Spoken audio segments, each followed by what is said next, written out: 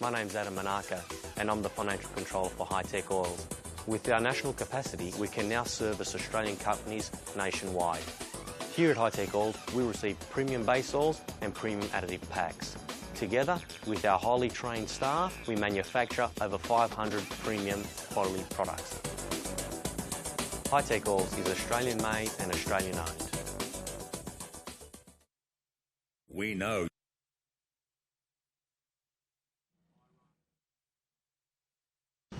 Welcome to a chilly night under lights at Sydney Motorsport Park's Figure 8 circuit for the Hi-Tec Drifting Australia Drift All-Stars. We've got the Pro and the Pro-Am series on tonight, but the biggest change is the addition of walls around the top and the bottom of the circuit. I mean, how's practice been tonight, Scott? Guys finding their line all over the place. Yeah, obviously it's going to take a little bit of time for these boys to get settled in and get their lines dialed, but they'll be out there doing getting the action and rubbing those walls pretty quick. Obviously, you've seen some boys find the wall. My mate Javid's already been in there, but we're trying to get his car fixed and get it back out there. It's going to be entertaining tonight, to say the least. Getting comfortable with those walls is going to be absolutely crucial with a really tight point separation at the top of our pro ladder. Let's check it out. So right at the top of the ladder is Rob Arbolino, closely followed by Brad Toohey, Bo Yates and James Abbott. All of these guys within striking distance for the top spot in round 4, so it's going to be absolutely crucial, but not that far behind. Mitch Jeffrey, Aaron Duar, who we just saw lay down a killer qualifying run, followed by Benny Meir, who's unfortunately out with a gearbox issue already, and Warwick Hill rounding out the top 8 of the ladder. We have a quite decent crowd down here tonight checking it out while it's cold, but remember you can always catch the action online at motorsporttv.com.au or on Facebook Live. So we're out here and ready to dive into the tail end of the pro qualifying before heading straight into pro and pro-am battles. So it's been a tight night already. We've seen those walls really catch some people out. Millie had 4 wheels off the ground before, and your boy Jabs is in the pit spinning spanners like crazy. Yeah, unfortunately Jabs hit the wall in qualifying. We sent a few boys back to my house to grab spare TDP and my call over there, working frantically in the pits, trying to get him back out there for qualifying. Only time will tell, but hopefully they get it sorted and he gets back out there, Carl. Speaking of qualifying, here's a bloke sure to put some points straight on the ladder. Bo the Show Yates on the brake, unfortunately having a little bit of contact with Jabbett earlier on and bending his beautiful front rotiform wheels. So he's out there on the trailer wheels at the moment with some stacks on of spaces on there as well. So pretty difficult to be running with the front end of that car, feeling a little bit odd after a bent rim, but he's doing his best and has been scraping the hell out of that top wall on the entries as well. So definitely going to be one to watch here as he goes through his first qualifying run.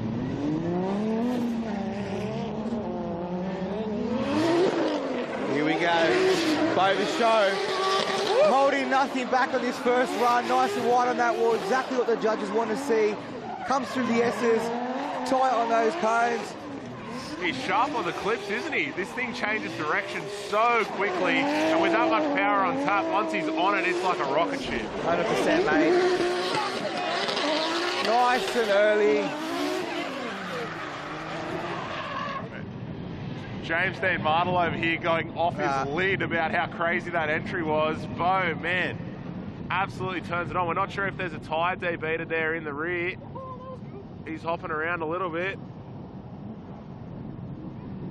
No, it's still on there, so he's going up and lining up again for now Bo's second qualifying run. With a safe one in the bank, I bet we're going to be seeing him going right up on those barricades around the outside of the top sweeper, especially where this event will really be decided. Oh, nice. Runs that wall. I reckon that's a pretty good technique for that. Throw in as hard as you can, then when you're ready to go, grab another gear and pin it. Wow. Looking comfortable here. Putting on a show for the crowd. Oh, put your hands together for Bo the Show Yates.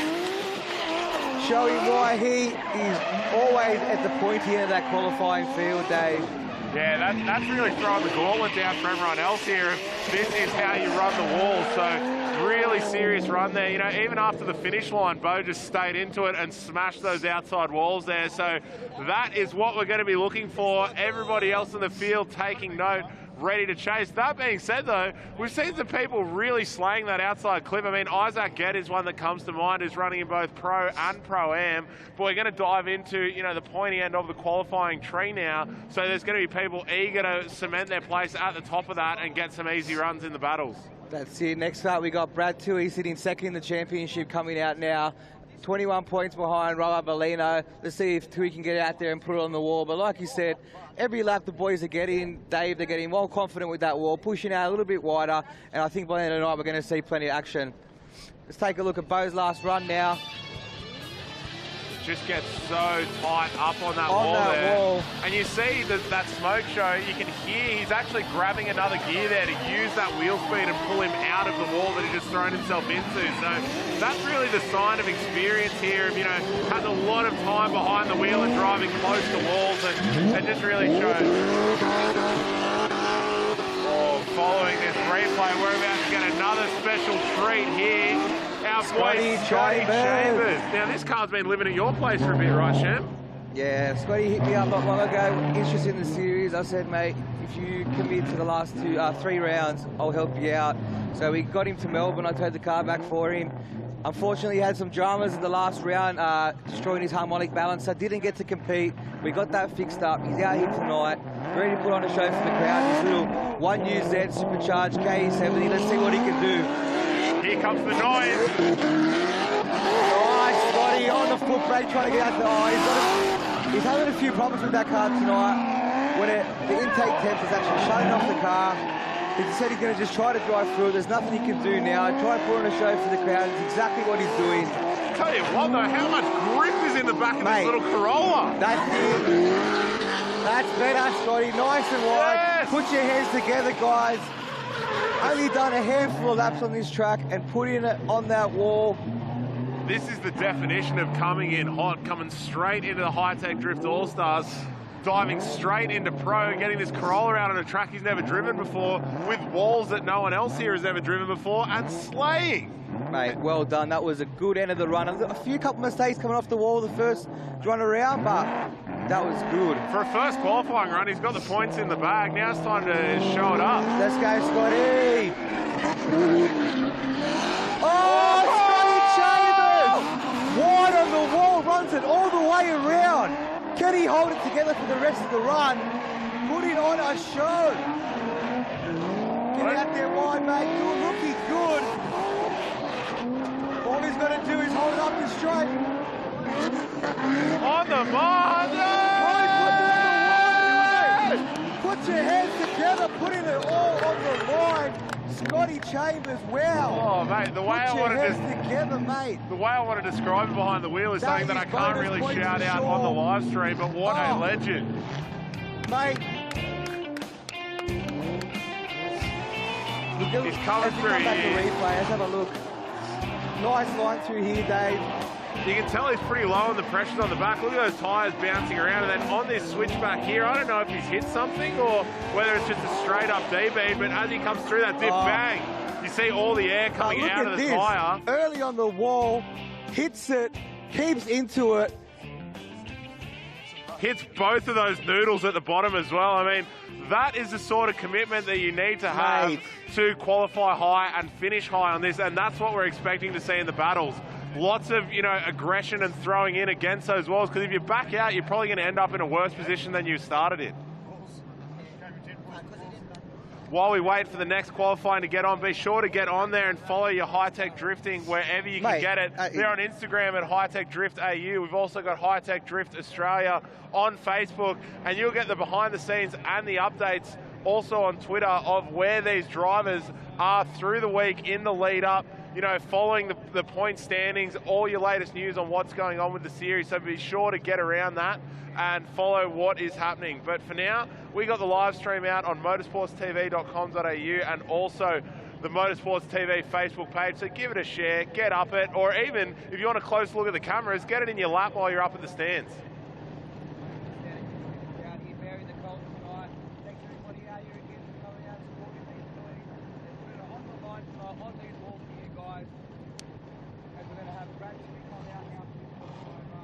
I can hear those two superchargers winding up down in pit lane.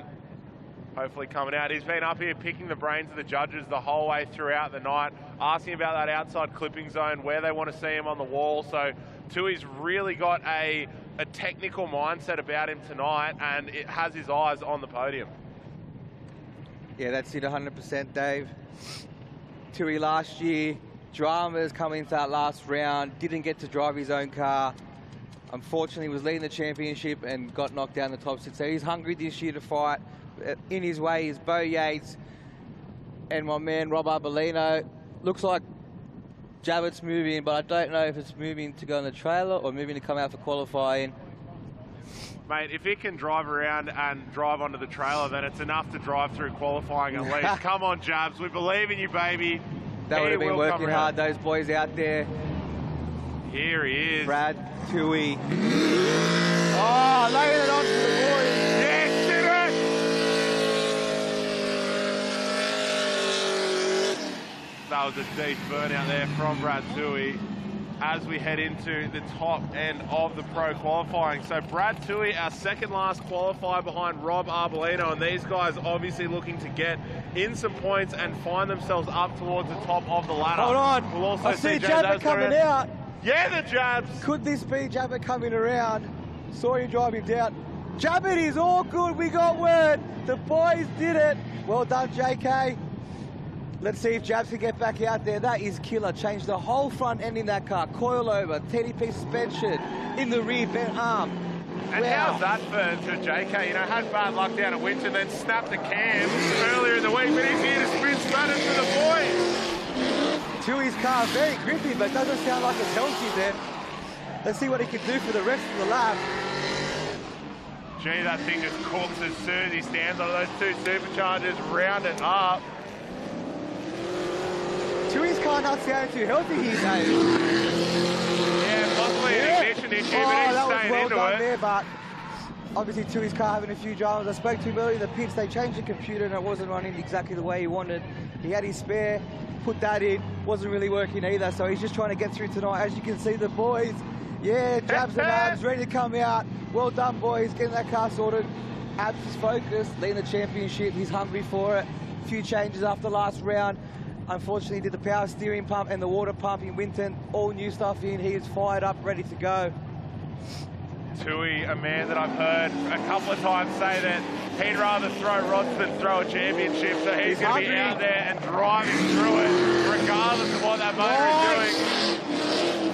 He's nailing that outside zone, but he was saying before that he's struggling a little bit to go the whole way along it, not quite getting that foot brake crab technique that a lot of the other drivers are using. Dave. But geez, does that thing bake.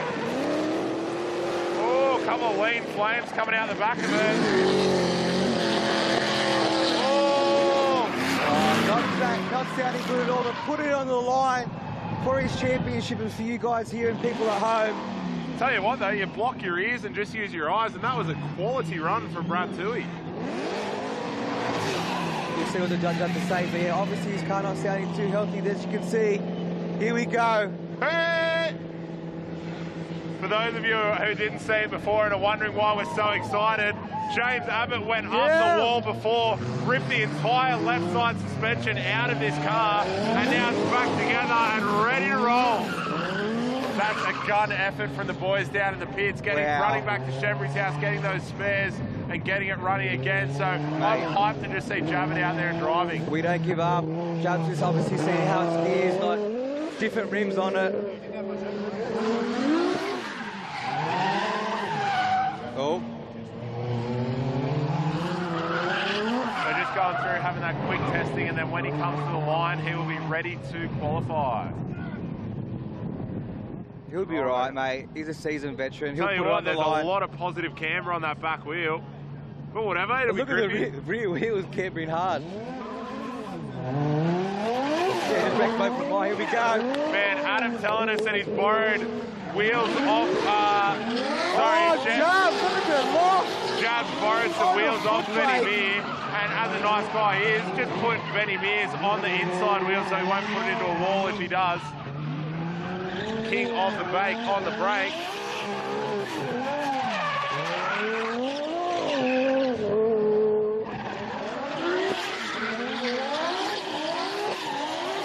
Gav's still Nice doing the from best James he can. Abbott.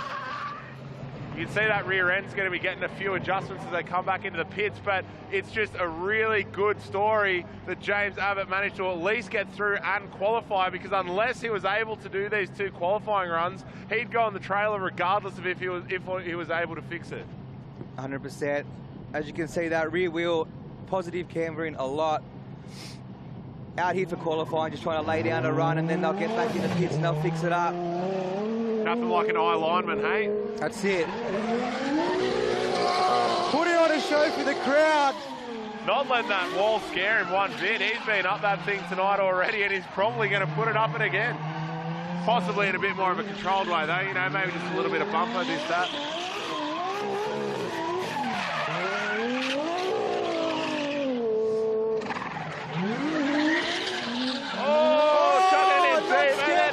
Break there. And just tapping the wall for the crowd. Put your hands together, guys, for James Abbott. That brake job is absolutely sick. I don't think that's going to work for him too well in the battles, but in qualifying, it is gun. Oh, mate. Oh, mate. Smiles on dials all around after seeing a brake job up on the wall. We've only got one more qualifier to go, and that will be Rob Arbolino in that Hi-Tec 350Z. It's come to be affectionately known as the company car, twin turbo LS, and he is going to set it. Mate, he is hungry for this championship, and you'll see that come out in his runs tonight.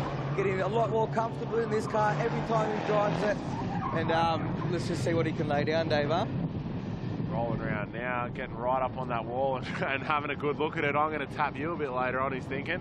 Huh. Hope George has a couple of bumpers spare, eh? Don't worry, I see there's a spare Mustang down in the pits as well if he bins this. Right. Oh, nice one. Arbolino way around. knocks both of those noodles. Wow. That is the closest we have seen anyone to that wall tonight. He is going for it, falls to the wall, all around. Arbolino was G'ing up in the driver's briefing about these walls, and he certainly wasn't talk. Wow.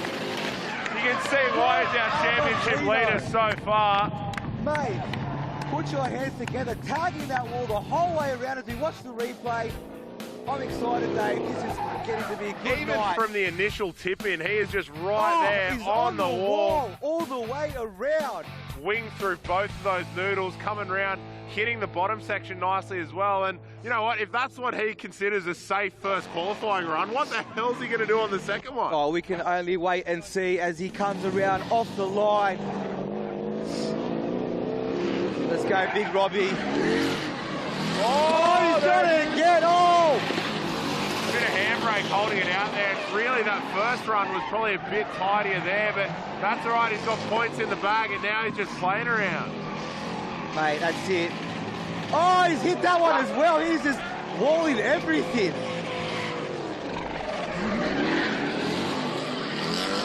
Oh, mate, if this car goes on the Hi-Tec said to put a new rebar on it. We found there's going to be walls. No way we put in rebar on it because...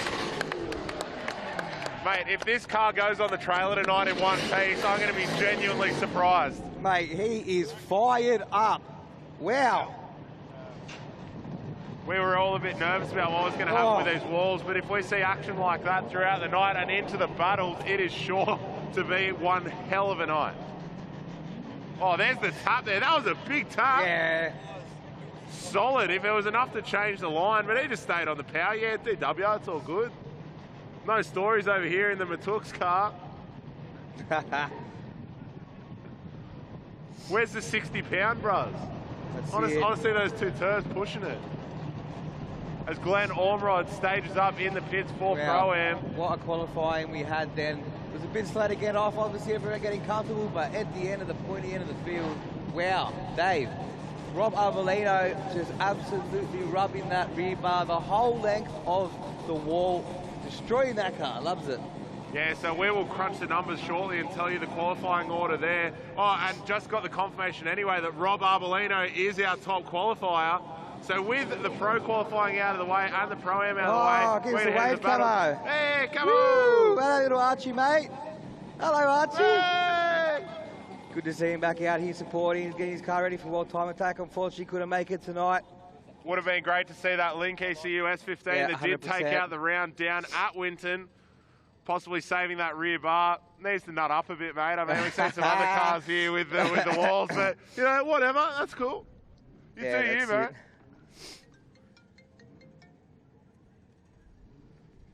Just getting ready for battles to start in the Famous Insurance Pro-Am Series. Glenn Omrod there.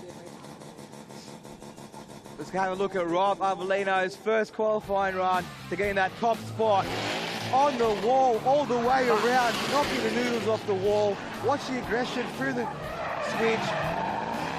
It just gets looser every time I see it. That car. As he comes down the back wall, clipping that one too. Back up to the top. Mate, watch this. Getting himself out there. Boom, boom, boom. Put in. Ha!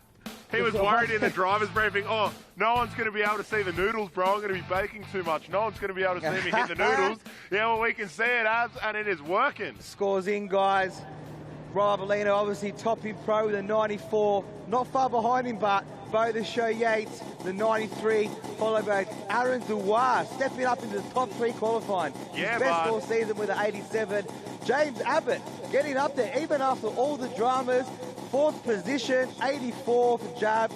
Brad Tui in 5th, Mitchell Jeffries in 6th, Warwick Hill in 7th, Glenn Omrod in 8th, Tim Schultz in 9th, and round out the top 10, Matt Walters. So here is our first battle. We have Glenn Omrod as the top qualifier up against Matt Walters as the bottom qualifier, but I don't think that's really representative of the way that Matt's been driving tonight. In practice, he was going absolutely nuts on that outside wall there, and with the fresh respray on his V8-powered R33, I mean, he doesn't seem scared to give that thing another lick of paint again if he does happen to find that wall. So I think there's going to be a battle to watch. Big NA V8 under the bonnet of the R33 up against the carburetted 13B in the red KE70 of Glenn Ormerod. So both these guys, NA battlers, but a big torque and power difference between the two. Glenn Ormerod going to be leading though.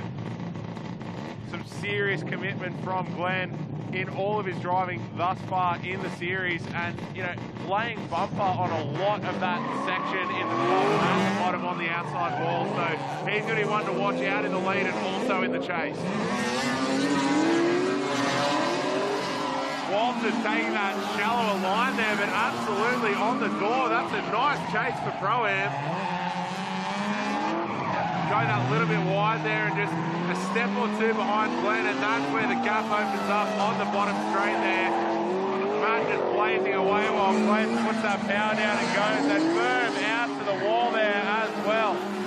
Very, very nice lead run from Glenn Ormerod, and some sections of Matt Walters' run were neat, but then it's just the middle section where they're going through now where he washed a little bit wide and got himself into trouble. That's it, as they come round for their second run.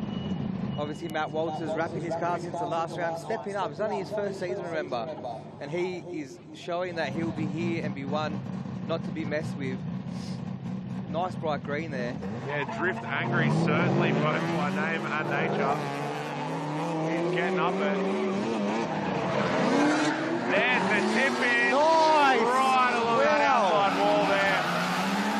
Well done, Walters, as they come around the S's. That's really where technique starts to come out. You can see Matt Walters went really nice and wide there and got into that outside zone, but was straight back out of it, where possibly a little bit of extra lock and maybe some foot brakes to fill that zone would have sorted him out. Really shallow there on the second one through, but Glenn both improving Matt Walters' line and still keeping the proximity there. So I'd say a bit of an advantage there for Glenn Ormerod. We'll wait for the judges to confirm. We'll see what they have. That was a good run from Walters out in the lead. Nice and close to that wall. Glenn, Mr. Consistent in that KE, we'll call him. As we watch the replay here, Dave. Nice from Walters there. Come through the S's. Plenty of aggression on that transition. And I believe that's the judges' confirmation that Glenn Ormerod is going through. Well done, Glenn well Ormerod. deserved. And you can see right here, this is where it was really decided. As Matt goes nice and shallow there, Glenn's right out on the wide line, but still manages to maintain that proximity. So that is our first Pro-Am battle decided. We're going to be heading through the rest of that tree shortly. I can hear cars coming out on the track now. Got Jeremy. followed by Tim Schultz. Get it on the brakes, son. Yeah, the Schultz, that black track performance, RB S13. Doesn't mind a bit of limiter, huh? Oh, mate, it cops it. I guess that's what it's built for, but geez. Give her a break, bros. Throw a gear at it. Those boys step it up good.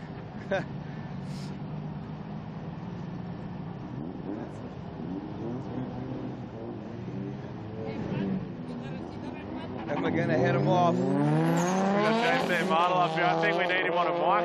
A couple of these other nights, give him a headset. He's as loose as us and then some. Oh, Schultzy! Wise part turns into dump fab. Unfortunately, there's a bit too much lock there. Tried to tip it in hard and just ended up in the spin.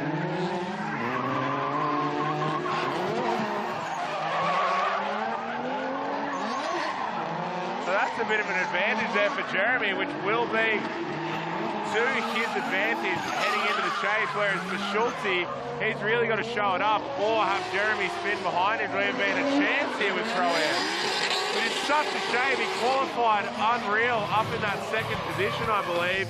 And as you can see in the replay here now, Schultzy's throwing it in and just getting behind on that steering. Just seemed to His chuck car it looks in a that little bit slippery too tonight, hard. Dave. I don't know what's going on there. Possibly losing some rear end grip. Maybe Yeah, it's tyres, doesn't maybe look it's that good. alignment. He's running some pretty cheapos. But, yeah, I don't know, we'll have to wind some grip back in that car. Seems to be the way people build real expensive cars and put cheap tyres on them. I don't know what the go is there, but Probably anyway, give it a only go. run a certain time there. Hey, there's still quality available in street tyres. I suppose he's trying to plug in here.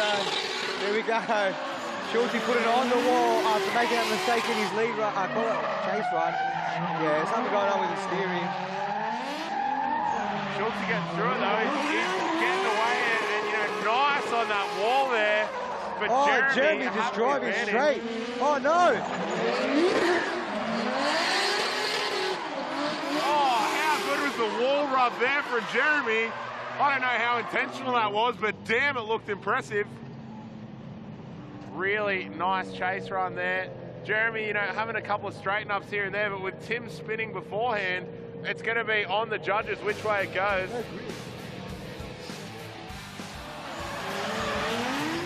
Schultzy there running a nice wide line and actually touching that inside clipping point. Some good stuff there in the lead, but will it be enough to overcome the mistake of the spin on his first entry in the chase run? As you can see, Jeremy driving straight here, but it might not be enough to get him through. A difficult one. I can hear the judges go back and forth. Do they give it to Jeremy as the underpowered car or Tim as he went through? And that's Jeremy it. goes through. Jeremy getting a spot further on in the ladder for Pro-Am. Schultzy not happy with himself there. Everyone in the crowd. So that means he's Hope through you're to the top enjoying it. four pretty quickly. Nice one. So that means we have Glenn Ormerod and Jeremy Coach facing up against each other. Now to the other side of the Pro-Am ladder to be decided. And man, do I love this BMW. Oh, Brian Cruikshank, you know how to build a car, big JZ, but you got a hard one for you, Isaac Gett. He found himself on the podium down in Winton and is now running both Pro and Pro-Am. He's going to get a lot of seat time tonight, and he absolutely rode the outside walls in the top and bottom of this course. So he's going to be one to watch and one that I'm tipping to do pretty well in the Pro and the Pro-Am. Maybe I just need to stop riding him so hard, though. He's a good bloke. Whatever.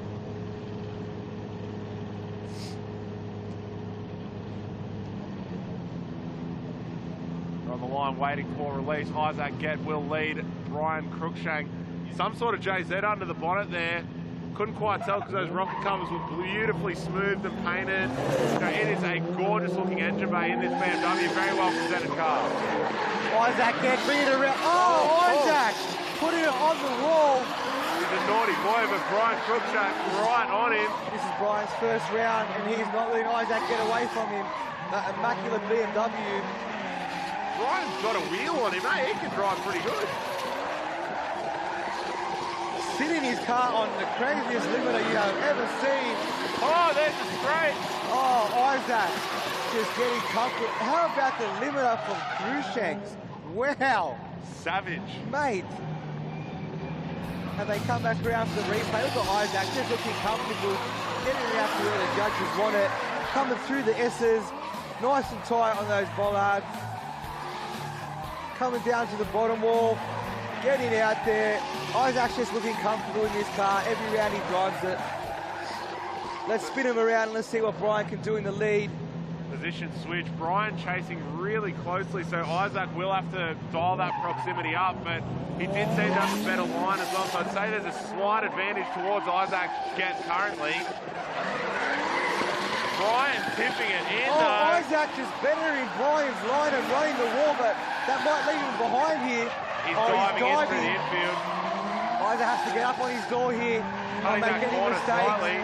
He's looking good there, Isaac. Brian rubbing that wall. Listen to Brian just sitting this thing on limiter. Wow. How's the side pipe and the screamer and under Isaac tagging the wall again, trying to better Brian's line. Interesting to see what the judges... And this was like a really, it was a bone of contention in the driver's briefing of, do you try and improve the lead driver's line, or do you follow their poorer line but maintain proximity as a result? Isaac actually deep-beating the tyre. That's why he got left away doing everything he could. Really tough one there, because Isaac chasing beautifully through the bottom section, but up the top, possibly getting a little bit greedy with the wall, and he was gapped here as well. Deep-beated tyre, and Brian pulls away from him. Isaac still trying to better the line here from Brian, but unfortunately just getting pulled away. The judges going back and forth multiple times. It's a hard one to call. Oh, I think I hear some whispers of something we're yet to see tonight. And there it is. These boys are getting a one more run. Oh, how's the brake job out on track two? Isaac calling his 5-minute rule there just to fix the tyre that's been DB'd. There you go, guys. The first one more run of the night. Warwick Hill out on track. Up against Bo Ibanez in that VEU. Really nice car. Haven't seen it out here before, and I love that it's good. I love that it's got a tawny cover on the back of it as well. It looks like this thing could drive you to and from work through the week. So for those of you who are here tonight but have friends at home who might not be checking it out, by all means, get on the Motorsports TV Facebook page and share that live stream. Get it out there, G it up. We're going to see some crazy action tonight up on walls. Like, subscribe, share, get on it, you know. That's it, guys. We want to get as much action as we can out here. The boys are running the walls, share it around, tell your friends, let them watch the action because they're putting their cars on the line tonight.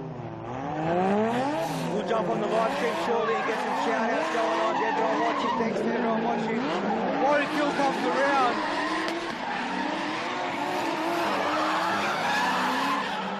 Tight battling, but Bo just seems that little bit behind, just one step behind there. For Robert Pickles on the live stream, mate. So these drivers, they are able to enter either comp they want. They just need to get their entry fee in. So if a driver wants to run both Pro and Pro-Am, that's on them. It just means that they've got double the seat time, but also double the chances of mechanical issues. Down in the pits, Jabs getting down there and having a few issues, obviously, before running up the wall, you know, having to replace the whole passenger side suspension of that car. Brooksy under there trying to help out JK, all the boys. They did get it running again in time for qualifying, but the rear alignment looked absolutely cooked. There was about 3 degrees of positive cast and camber there.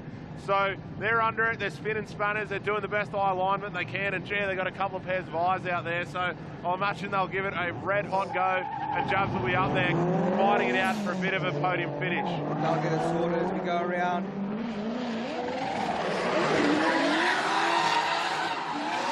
Looking good here, Warwick. A little bit shallow to try to get online there.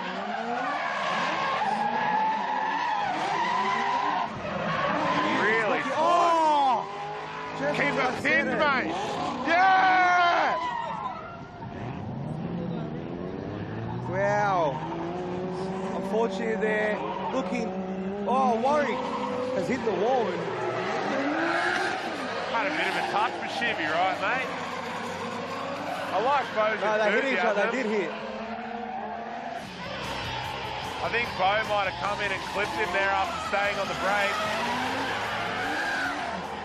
I think that as you see here, may have bent his front wheel. You can see, as you can see there, causing him to spin. The old spin and pin, though, he stays on it.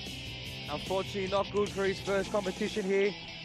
Bit of a Summonats move, but that's what we're all about here. You know, if you can't put on a good show drifting, just make sure it's a good show regardless. Tap a wall, get on the brake, whatever, mate. Give it a go. That's it. It's all about the show at the end of the day. Pro-Am, though, developing some awesome talent. You know, we've seen Glenn Ormerod really make a name for himself in that series, but Isaac's coming along, getting a podium down at Winton and now going strong, getting it one more time tonight. And it's guys like Bo Ibanez, you know, coming along and just throwing their hat into the ring and really giving it a go that keeps this sport growing and allows the Pro-Am series to feed the pro. So if any of you are there in the crowd, in the pits, up on the stands, or even out there on the live stream, reckon you want to give this a bit of a crack, there are entries open for round 5 and we'll be running a full season in 2018. So get hyped and get out there. While we're waiting for the Pro Series to get back on, we're getting some replays up on screen of some of the carnage we've seen up on the wall. Oh, Bo giving the wall a bit of a rub there with some sparks as a bit of his rear bar goes flying. We did see some more serious carnage though. Oh, enough to change the line, and that's, I don't know what it even spat out the back there after it hit the wall, but this was the big one for Millie. Big understeer. Oh, 4 wheels off the ground. That's not good. As you can see, understeering all the way around the corner. Whoa! All 4 wheels off the ground. Big man. That's not good at all. Really, really difficult place to be in. We missed as well there James Abbott ripping the whole left-hand side suspension out of his car, so he's in the pits, going nuts, it's coming around. I agree with you, Damien Cook. If in doubt, bake it out. We're getting around it, people up in the stands, getting rid of that savage southwest Sydney wind. It is pretty cold out here. Ye old wind tunnel. Huh? Oh, here comes the rerun. Our boys, Isaac Getz, he'll be leading Jeremy Kosher. Man, Jeremy turned it on tonight. Oh, sorry, that's my mistake. We got Brian Cruikshank there in the JZ-powered BMW. Both these guys running really well. Isaac getting that proximity on the wall a little bit nicer than Brian, but Brian having the road speed to absolutely walk from Isaac out of the bottom section. See what these boys can do in there. One more run. Isaac Getz, Brian Cruikshanks. Getting on it. Isaac Getz going to lead again. All on down. Oh, Brian, what a chase! Brian Cruikshanks throwing it down on Getz. And a nice emulated switchback as well. Change direction same time as Isaac, and again through the bottom switch. Is this really a Pro-Am battle? As we see him coming around. Another. Isaac Getz running the wall. Brian running a little bit shallow there. Put your hands together, guys.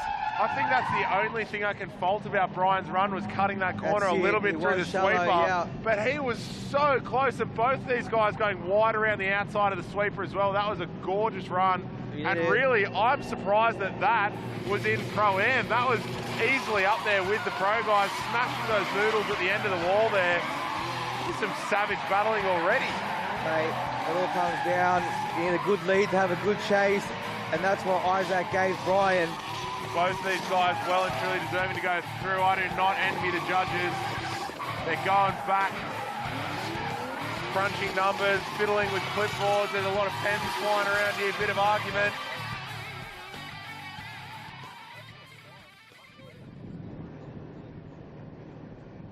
So really it's coming down now to whether Isaac being so close to the wall offset the fact that Brian was up on his door, completely smooth, and just seemed to be all over him in terms of style and smoothness. But with the corner cut through that sweeper, is that enough to deduct points for him for Isaac? We're going to see the replay again here to help the judges out. And look how shallow Ryan is there. No, I think that might be the first time through the sweeper. But towards the end of the run, he really cuts it. He's so nice through this middle section here. Just really nice and tight up on Isaac Gett. Coming through the wall there. Isaac just so close to those walls. Ryan, you know, washing late there, where he should have been wide on the wall. He went just that little bit late and through the outside section there. So not quite in the judge zone they were looking for, but very smooth.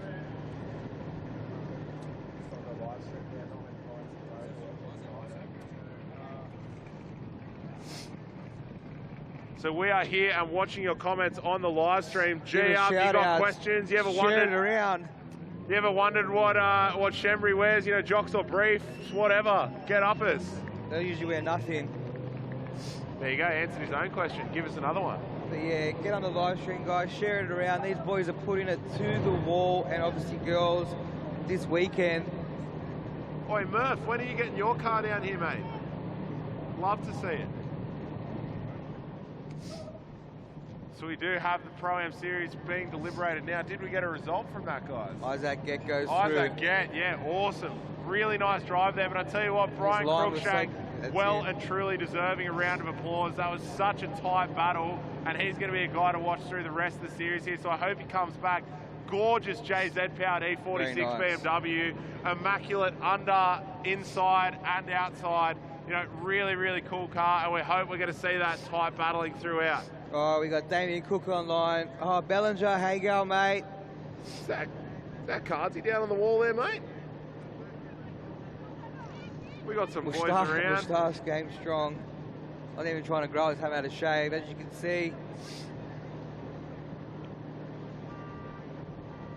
Yeah, the boys up your Shem dogs. I agree, mate. Get on it. Ha. So while we wait for the Pro-Am Series to turn around and head into the pros, we're just going to quickly duck down to the pits with Shembry and catch up with our interstate visitor, Scotty Chambers.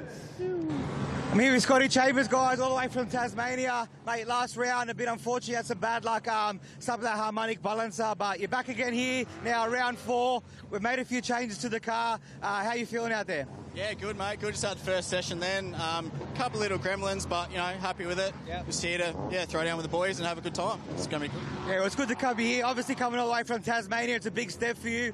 How are you liking the competition, and are you going to do next season? Does it look like? Yeah, mate, competition's awesome. You know, I couldn't have done it without your help and, you know, some of the other boys. Competition, you know, got to try to throw down, you know, you got your Jabbet, your Bo Yates, you know, Arbolino, big tyres, big power. It's good fun. Yeah. All right, mate, we'll get out there, keep pushing hard, and good to have you here. Thanks, man. Strong dude in a strong Corolla down there with the ultimate grip. That car is an absolute weapon, changes direction so quickly with the supercharged 1UZ under the bonnet. Before we get into the pro ladder, we're going to head to a quick break on motorsportstv.com.au. We'll be back with the pro battle, so stay with us. Don't miss a second of the action. Every corner, every shift, every heartbreak. See your motorsport as it should be, live and free. Download your Motorsport TV experience now. There's something truly beautiful about a special car. At Famous Insurance, we understand, because we're car lovers too. So we offer insurance with features that motoring enthusiasts want, like your choice of repairer and the option of agreed value, with premiums you'll love as much as your car. Give us a call for a customized quote. Famous for car insurance. My name's Adam Manaka, and I'm the financial controller for Hi-Tec Oils. With our national capacity, we can now service Australian companies nationwide. Here at Hi-Tec Oils, we receive premium base oils and premium additive packs. Together, with our highly trained staff, we manufacture over 500 premium quality products. Hi-Tec Oils is Australian made and Australian owned. We know you have the need for speed. Let Motorsport's TV app feed your addiction and fuel your passion. Monster crashes, live coverage, TV episodes and news. Don't get left behind. Strap yourself in for one hell of a ride.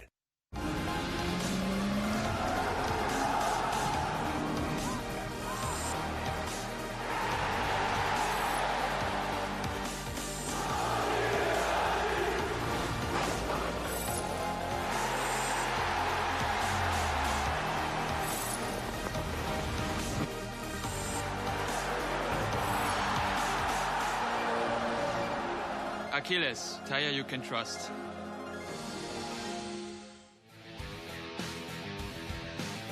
We are back for the Pro Top 16, and a bit of deja vu here. We've got two Pro-Am drivers stepping it up. Tim Schultz chasing Glenn Alvarez there in that gorgeous 13 K70. Both these guys now able to step up to semi-slicks in the Pro Series, and gee, is there a difference in speed.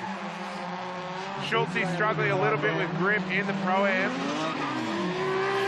Seems to be much faster now in Pro, and Glenn off with issues. Oh no! What has happened there? I'm not sure what's happened there, but Schultz going on regardless. He knows that he's got to put down a clean run anyway.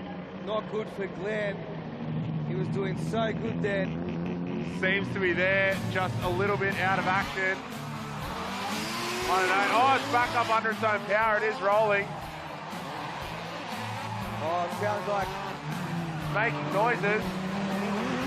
Give it a bit of a rest. Have a look at the replay here. That's where it's all gone wrong, through that middle section there. It seems the Eiley background is pits all right, but Schultz getting a key advantage and using that as wall practice as he rolled around solo. So we'll send Schultz back to the pits as Glenn calls his 5-minute rule. He'll have 5 minutes to get that car fixed and back out on the starting line, or unfortunately, he'll forfeit his spot in the top 16 of the Hi-Tec Drift All-Stars Pro Series. Action heating up here, guys. Already a few people into the wall tonight. So one of the battles that we also missed out on was Rob Arbolino, who was meant to shape up against Benny Meir, but unfortunately having gearbox issues there, so that gets Rob Arbolino through as our top qualifier. I believe the next battle we're going to see is Brad Toohey up against Isaac Gett. As you can see, the boys pushing Glenn's car back into the pits. Called his 5 minutes rule. They're going to try to get that car sorted, and hopefully we see him back out there. For those of you keeping track of the battle tree down there in the pits as well, so as I said, we'll have Brad Toohey up against Isaac Gett. We'll have James Abbott facing off against Anthony Billick. Bo Yates will go up against Flash Smith, but unfortunately with that fuel system fire, he has retired. We've then got Warwick Hill up against Matt Walters. Mitchell Jeffrey up against Scotty Chambers that we just heard for him before in that 1UZ KE70. And Aaron Duar up against Jeremy Koch, who's also driving pretty well in the Pro-Am. Correct. As you can see, Bo getting his hands dirty. I don't think he changes tyres on his own car. Yeah, that's all right. He's happy to lend a hand to the young gun, and look at him go. No, he hasn't done it in a while. He's struggling. 5-minute rule here, guys. It's probably the one K70 Corolla that you've actually got to switch tyres on during an event, hey? Oh, thanks, Will Harry, mate. Thanks for joining us. It looks like he might have broken an axle. Oh, no. That'd be an upset if this car has actually broken an axle in the lock diff on those semis.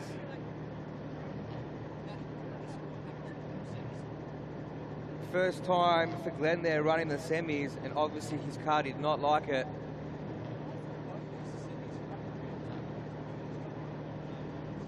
This thing already pretty quick out there, you know, being a lightweight chassis, but stepping up to Pro, Bo's tutelage probably saying, you know, get as much of that speed and power in there as you can. So 5-minute rule now. Let's see if they got a spare axle. Fingers crossed, take it out. Let's have a look if that shaft has the splines rounded or not. But this is all happening within the 5-minute rule. Spinning spanners frantically in the pits. A couple of boys around here. And that is the best part of a hot pits, is that these guys can just hang around and check out what's going on.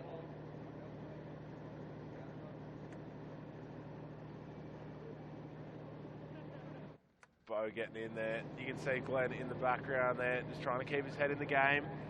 worrying about what would have been a tough battle up against Tim Schultz. So we're just going to head back, get a bit of a recap of why Glenn has made such a good name for himself. He's been killing it the whole way through both the Pro-Am and now stepping up into the Pro. So let's check out some of the highlights from the season.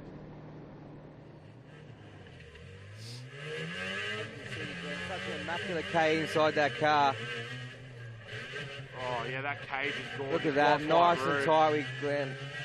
And, it's no small feat being able to chase that closely in an NA car that you've got to keep up and on power band. That little rotary would have a pretty tight torque window right at the top of the revs. That's it. Whereas that big JZ under the bonnet of Warwick's car, he can just step on it to blaze, clutch whenever he wants. So watching the technique of Glenn driving, he's so smooth with that one hand and diving in tight on Warwick Hill there. Does such a good job in that car for what it is.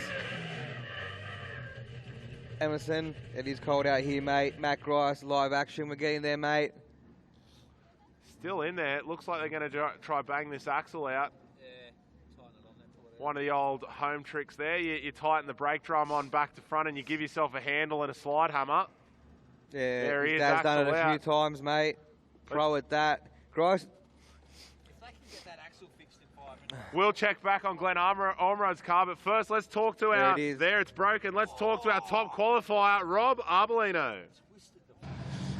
I'm here with Rob Arbolino, the man leading the championship coming into round 4, mate. Last round, obviously had some dramas, power steering, lost the water pump before the battles. Continue on, got to the top step. How are you feeling tonight?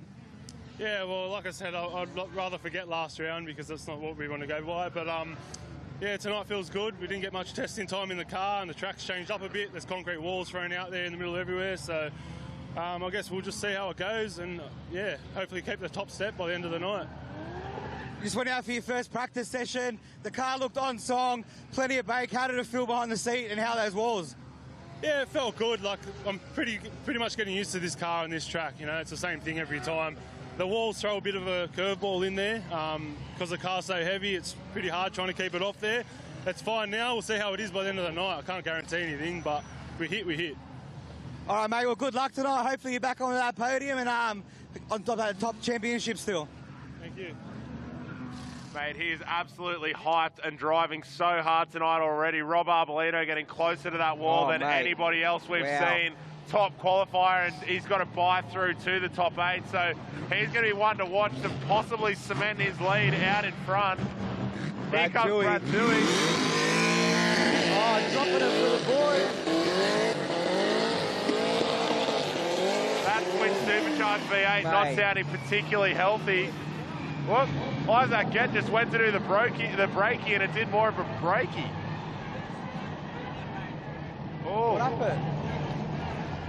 Wow, went to dump it on that warm-up burnout and it's gone bang.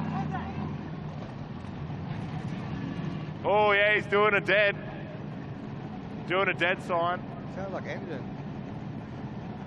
We'll find out what's going on with Isaac's car. Obviously he's throwing the semis on the rear too. You know what, that's a real shame considering Isaac, was at least the closest to the wall out of the Pro-Am and really was ready to mix it up with some pros as well. Drove so nicely. He's got it started again, but does he have any drive?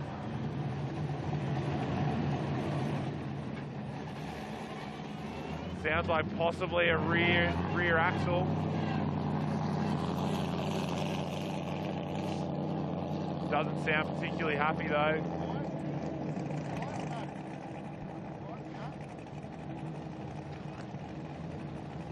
We're just deliberating with him now if he's going to call that 5-minute rule or if he's going to call it for the day.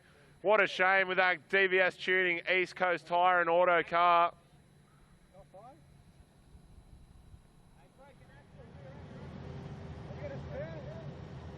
No spares, unfortunately.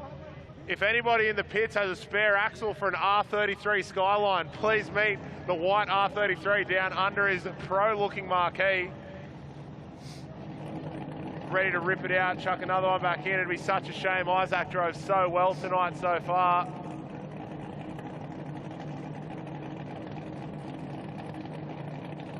We're hoping, fingers crossed.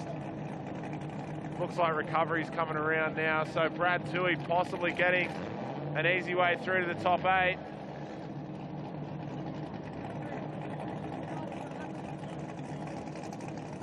We're still going to give him his 5-minute rule anyway, even though it seems like he's going to want to go on the trailer. So please, if anybody has any sort of line on it, hell, if you drove an R33 here, he'll give it back to you after the comp.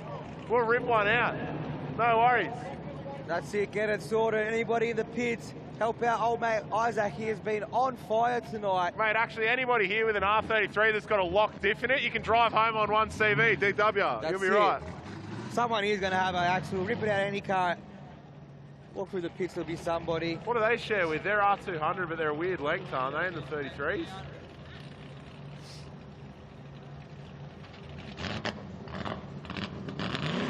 Rounding it up now, so Brad Tui heading back into the pits, getting possibly through, but we'll see if Isaac can get his car going again. But we're ready to see James Abbott go up against Anthony Billick. They're lined up on the line. James having dramas tonight, hitting that wall hard in practice, ripping the whole front end out of the car. Sent the boys back to mine, got my spare TDP out of my car. They got it in before qualifying, laying down number 4th position at 84. And he's out here now in the battles against Anthony the Hectic Billick. Worth mentioning as well that he laid down that 84 with about 4 degrees of positive camber on the back wheel. Yeah. Hopefully the boys tuned it up a bit for him then and he feels a bit more comfortable in the car now. That looks comfortable to me. Now to Jad. His car's had no wheel line, but I've got different settings if I set the TDP to him. He's thrown it in there. Oh, we've got Jabbert's wall here right now, guys. Let's have a look. I missed this one. I'm pretty keen to see it. As you can see, Jab's coming around, tags the rear, and oh, mate, look at the front wheel. Jabs owes me a front rim. So that was my rim destroyed. It's so all right. As that car came off the tilt tray, the whole front coilover and suspension setup fell clean out of the car, was attached to nothing. So to get that car turned around, qualified, and now into the top 16, huge effort from Brooksy, JK, and the boys. Well done, boys. Yeah, the boys. Running back to Shemry's house to make sure the cat didn't escape, get all the parts out. Good lads. The Billick just doing a bit of a stage. Too hectic. Head games on the line. Let's get this going. James Abbott to lead, and then Billick to chase. There we go. Billick's tight, but nowhere near behind the straight. Running straight into Jabbert. What is he doing? Billick is... I don't even know what the guy... Just runs straight into Jab's door, driving straight. Trying a little bit too hard there. I think those balls might have got in his head. He's out of his zone. Really shallow, Shallow. Doing a good job trying to get on door there, but at the start he would watch the replay, just drive straight into Jabbert's door. Don't put your hand up like you did something good, mate. You drove into his door, son. Oh, savage from Shembry on the mic, but that's true. You know, he was quite shallow there. He missed out on pretty much all the outside clipping points. The judges just really want to have another look at that, but yeah, I mean, do we really need to? James Abbott out on that wall, slaying it. Billick cutting corners to get on his door and sometimes clipping his door in a straight line.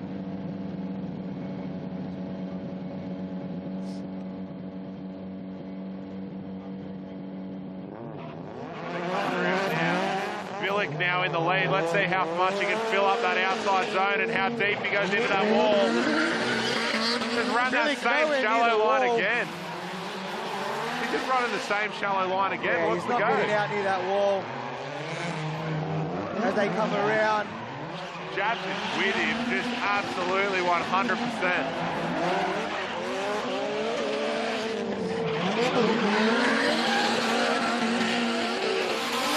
Put your hands together, guys.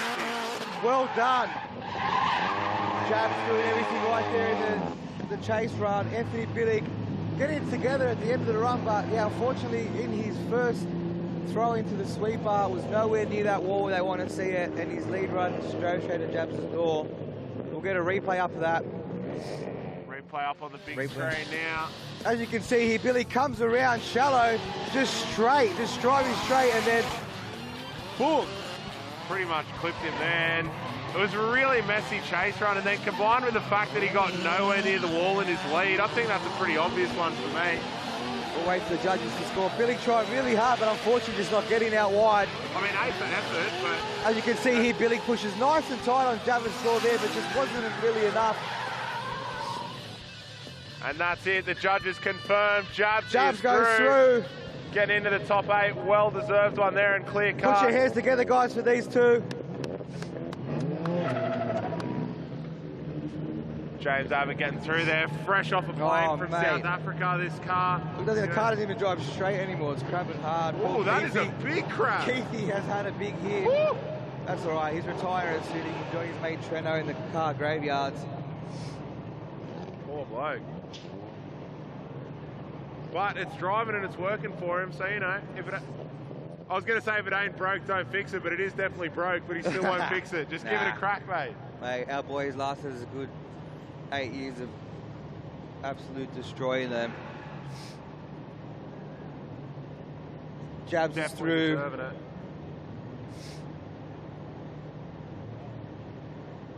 We're now going to turn it back around, get the other side of the top 16 tree underway. Bo Yates getting through on his own, so we need to see Warwick Hill up against Matt Walters, Mitch Jeffrey against Scott Chambers, and Aaron Duar against Jeremy Koch. We've also got Brad Toohey here waiting to see if Isaac Gett will get back around under that 5-minute rule, but I'd say that 5 minutes is well and truly gone. Yeah, Michael Bond's been a rough night tonight, plenty of carnage. These new walls taking a little bit of time for the drivers to get used to them, but it's starting to heat up here. Rob Bellino and Bo Yates laying down some crazy qualifying runs. Shout out to Sean jumping on the live stream, mate. Gearbox Masters happily looking after pretty much all the boys in the Hi-Tec Drift Series. So if you've got a gearbox or a diff that needs rebuilding, Sean McDonald is your man. Oh, Wazza coming out and throwing some helis for the boys. That's it, Daniel. The boys got a good kick through there. If you're on the live stream, give us a shout out.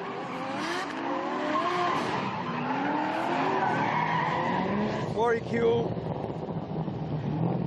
will be leading out Matt Walters. Isaac is out, we just heard. Alicia seems to be on Team Was. Warwick Hill got the support out there.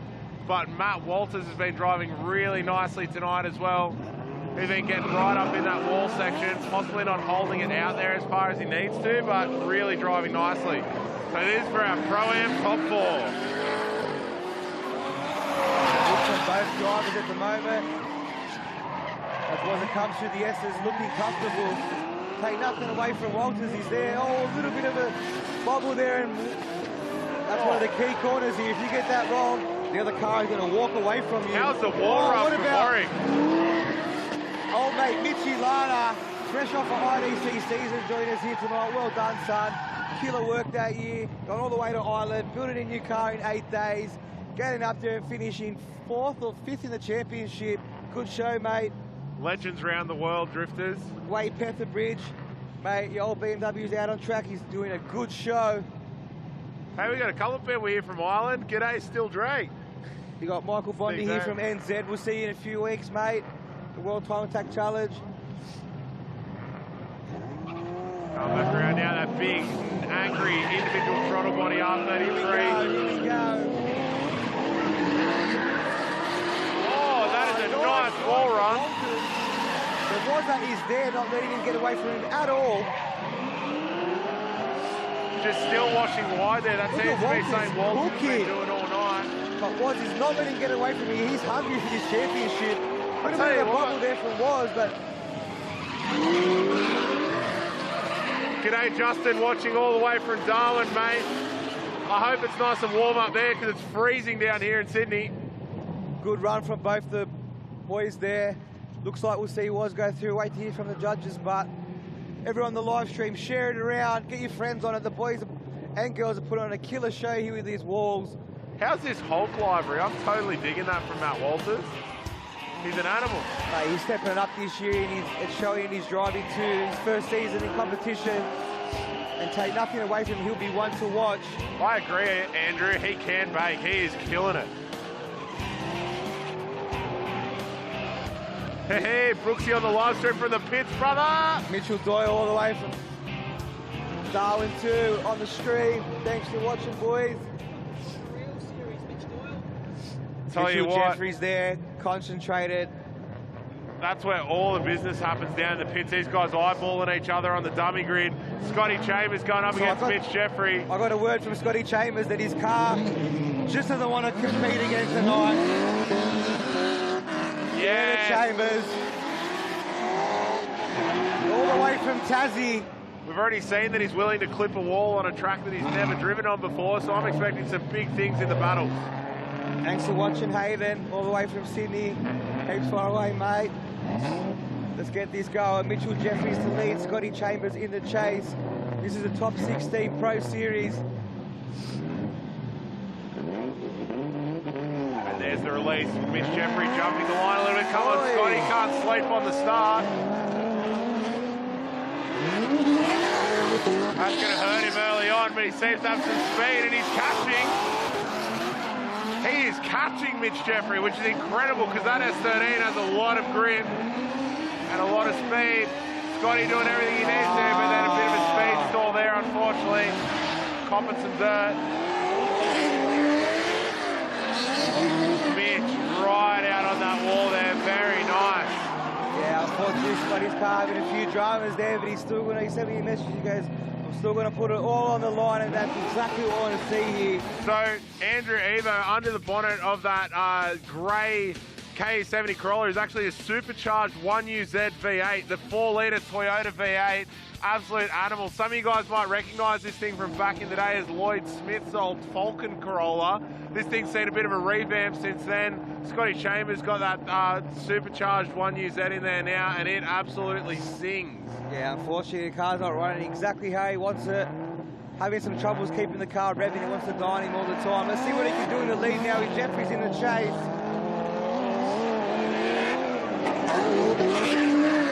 Oh, Chambers throwing it out there. Jeffries looking behind on his door. They come through the S's. Good looking lead on from Chambers so far, but Jeffries is not giving him an inch. Mate, he's close, but then he just walked away a little bit there. That KE has some pace. Oh, how's the angle? Oh! That was definitely to avoid an accident there, and good save from Mitch Jeffrey. Unfortunately, Chambers' car not wanting to do what he wants, and might have to get that car in the dyno out here for the last round and get it sorted. So that's the beginning of the run here, but we'll see on the replay as he comes back around, really getting loose on the angle. Nice on this bottom wall here, but this is where it starts to get a bit loose for Scott Chambers. Comes down to the straight, big angle there, possibly the tyre's starting to go off a bit. Tips it back and then bang, huge angle on the entry. Look at that sparks coming off from the lock. Looks like he might have had it, but then as he's straightened up there, Mitch Jeffrey had no choice then to throw himself into a spin. So I would count that as a mistake from Scotty Chambers in the front, so I'd say the advantage going to Mitch Jeffrey there, but that'll be the judge's call. Just letting Chambers know now that I'm going to get his car tuned by Matt Tooks, the man himself. I'm not happy with it. I don't want to see him come out all the way here and have these dramas. We'll get that car thrown in the dyno and Chucky will get that thing frothing. Yeah, I have seen their motto is life starts at 60 PSI, so I think that poor little 1UZ is going to be in for a hard life. That's it. Jamie Hughes giving his condolences to Scotty, and man, did he drive well tonight, but that is drifting. Oh, the man himself, Aaron Jouard. That's it, get him! Absolutely destroyed it in qualifying. Listen to that big sing. Oh, mate. Oh, mate, putting on a show. Dab Clumsy cook off, and so do I. That thing with a monster V8 bonnet on the carby. Oh, there's something that just gets me going about ripping all that EFI junk off the late model LSV8, slapping a big dirty carby on the top, putting in one of the lightest S14 Silvias on the planet, I reckon, and just giving it a red hot go. He can drive this thing so well. Looking a little nervous about the walls there, but I would be too with such a nice car. So see if he can turn it on now in the battle up against Jeremy Koch. Here we go, tapped in the lead. Oh, nice! Aaron Jouard absolutely destroying the tyres off the back of that S14 as they come back down to the bottom wall. Oh, Dub's getting down on the wall now. Look at this track out. Big sparks. Oh, that was so close to a straight.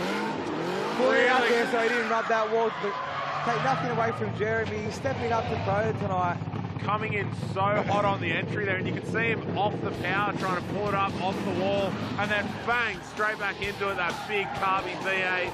So much power, so much cook, and I love it. As you can see, Jeremy in the chase, doing everything he can, but you know, he just wanted the confidence, stepping up in pro tonight, and hopefully that helps him to, for the next few rounds.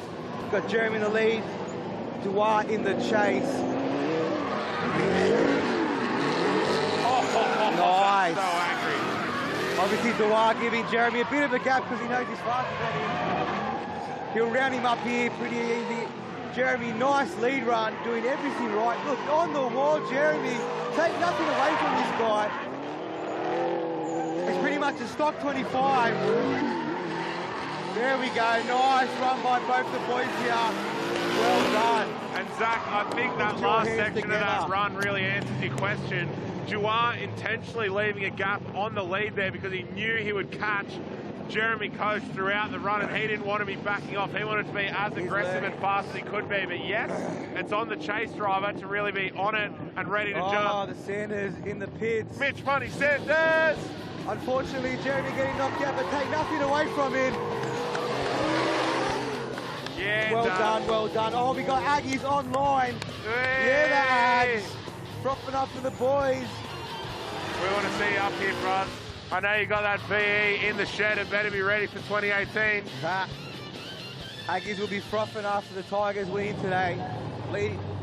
Leads that yellow and black. So some really, really tight battles there throughout top 16. It's pretty much run and decided, except I think we've got... No, that is our top 16 through. So we're going to be heading into the top 8. We've seen one of our top 4 battles run in the Pro-Am, so we're really getting towards some podium battles, especially in the Pro-Am. We've had a few accidents. Unfortunately, Isaac Gett also just out on fire tonight. Absolutely on fire, running that wall. Unfortunately, broken axle, I think, or maybe a diff coming out in the Pro, and he's out for the night. So bad luck to him, but we'll see him back there. He's been killing it tonight, killing it. And it's such bad luck when someone comes out and just wants to put on a breakie for the boys and really get up it. And he just did the whoop, jumped straight off it, and drive shafts out the back. It's pretty sad. Everyone in the crowd, give us a wave. Get up it! Thanks for bearing the cold. It is cold out here tonight.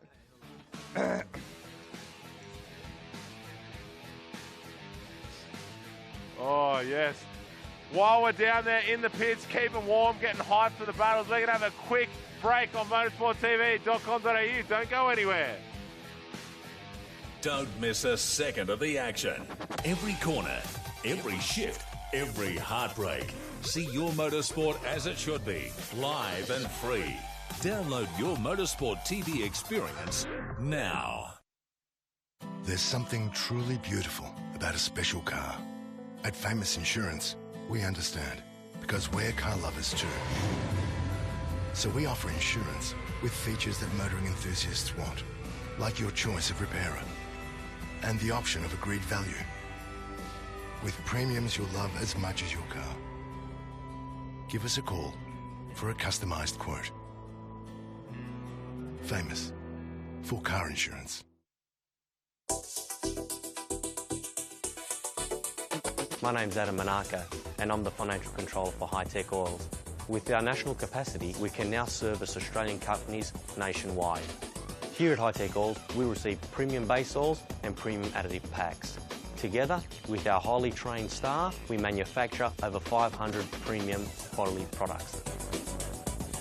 Hi-Tec Oils is Australian made and Australian owned. We know you have the need for speed. Let Motorsport's TV app feed your addiction and fuel your passion. Monster crashes, live coverage, TV episodes and news. Don't get left behind. Strap yourself in for one hell of a ride.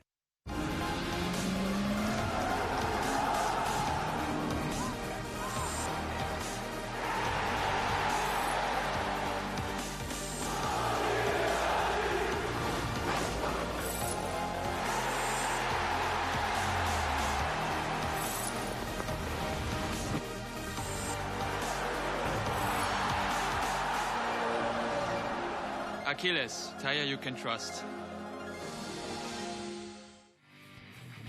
We are back, Sydney Motorsport Park's Figure 8 circuit, and we're heading into what's sure to be a crazy pro battle. In our Pro Top 8, we've got Tim Schultz up against our top qualifier and all-round legend, Rob Arbolino. He's top qualifier, points leader. Oh, no. Schultz off the track. Come on, mate. What have you done? She's smoking, Bros.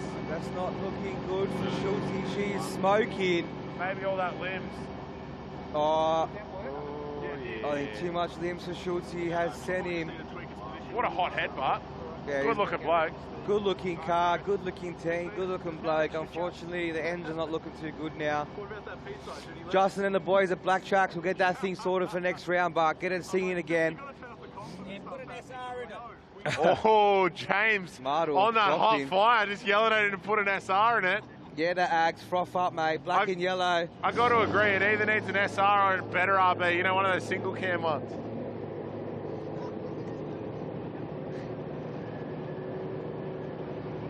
No, I mean, to be fair, that thing makes, what, 550, 600 horsepower or something like that? Yeah, mate, it's up there. And he's been absolutely hanging it off limiter. Gave it a real hard time down at Winton where he had no third gear, so just had to clutch it on.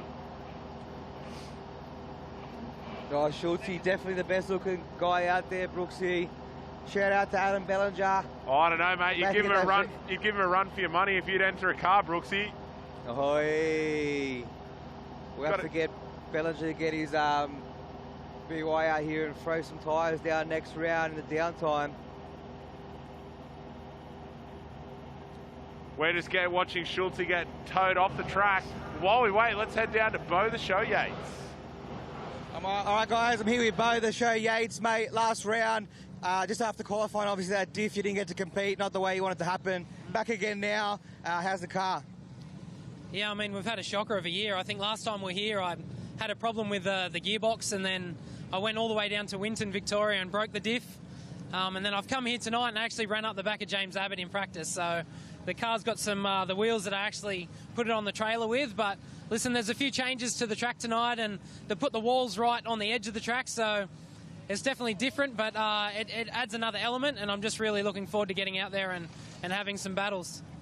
21 points behind Rob, leading the championship at the moment. Tui all around there. Obviously, it's nice and close coming in the last couple of rounds. How you feeling about the championship? Yeah, listen, I feel it's only kind of, it's just there, it's still in reach, you know, so with having a couple of mechanical failures throughout the year, it's no way to win a championship, but I think if we TQ tonight and get a podium, we'll be right back up the top, and with one round to go, it's exciting for the championship, so anything can happen, mate, you know that. Yeah, 100%. All right, mate, we'll get back out there. Good luck tonight. Hope we see you on that podium. No worries, thank you. No worries. All right. So unfortunately, a little bit of mechanical bad luck for Tim Schultz. And you know what? We've seen more mechanical carnage tonight than we've seen wall carnage, which is actually pretty surprising. These new walls at Sydney Motorsport Park, you know, we thought we'd claim a car, but they've done pretty well. Shout out to all the pickles, watching all the way from the other side of the world, mate. Thanks for sharing it around. I'll see you on Simon Mickelmore online. Yeah, Rog as Glenn well. Atkins is here. Everyone's here. Share the post around because it's going to be a killer battle. The walls are changing this track dramatically, and the boys and girls are putting it all on the line. Wollongong in the house as well. G'day, Taylor. What's going on? You got your boy Jimmy Green in there as well, just stirring shit. So it's going to be a good battle. If you've just joined us now, Jabs into the wall earlier, ripped the whole front end of our car. Got my TDB from my house. The boys got it in before qualifying, and now he's into the top 8 against Brad Tui. This is second and fourth in the championship. And gee, these guys have come together a few times, eh? Mate, every round this year, there's battle pretty much. Here we go. Let's see what the boys can throw down. Jabs the lead. Oh, Jabs! Wow. Oh, Tui! What happens then? I think the big foot brake speed stall for Jabba just caught him off guard, because Jab has been losing a lot of speed through that top corner. But now he's pulling away, he's got that speed back. Jab tipping it in, going wide. But Tui there with him with a bunch more speed. As far as I could see, James Abbott, as he went to that outside zone, got on the foot brake, and watch how close he got. Tui he wasn't on the foot brake at all. That's it, nah. The foot brake was off, so Tui just came in too hot, unfortunately there. Jabs had a tiny footplate correction, but yeah, definitely was not stalling. So unfortunately, Tui there. Tui will throw down this lead, but take nothing away from this guy. One of the good guys that drift in. Here we go. That big wing's going to be scraping some barrier, I reckon. Oh, nice from both here. Jab's getting left behind a little bit, but he's going to dive in. Oh, the spin! Oh, no! Oh, Tui might come in there through the bottom. Absolutely destroying this track. I think Jabs might have gotten a little lost in the smoke there. Jabs potentially just getting a bit lost in the smoke cloud there for Tui. Absolutely hazing with that twin supercharged LS86. It was Tui's mistake too much, but we watch the replay. Tui comes around. Watch this transition here, bud. As they come around this corner. Boom! Wow! Maximum lock there from Tui. And this is where I think Jabs had to straighten up here. Just lost that little bit. No, he's still there, maintained the drift, but geez, that a big gap.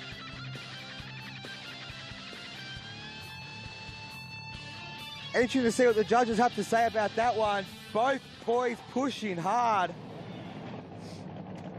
Here's some deliberation. I'm hearing each name yelled out by the judges. They're going back and forth about which one really deserved it. Jabs slaying in the lead with Tui making a bit of a mistake there with the straighten up. But then James Abbott also having a couple of mistakes in his chase as Tui gapped him. I'd say that LS is getting pretty hot, trying to pump some water. And that is it. We've decided that Brad Tui going through James Abbott after a bit of a rush and trying to get that car back together. Unfortunately, just losing out ever so slightly.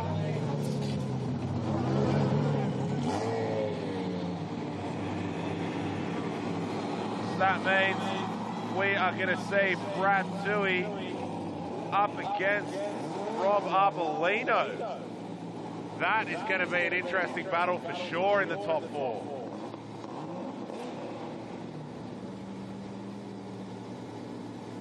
Recovery just heading back around and getting set. I want to see this D-Max do something. Come on, bruz. You'd think they'd get about it. At least a little breaky. Those D-Maxes torch pretty good.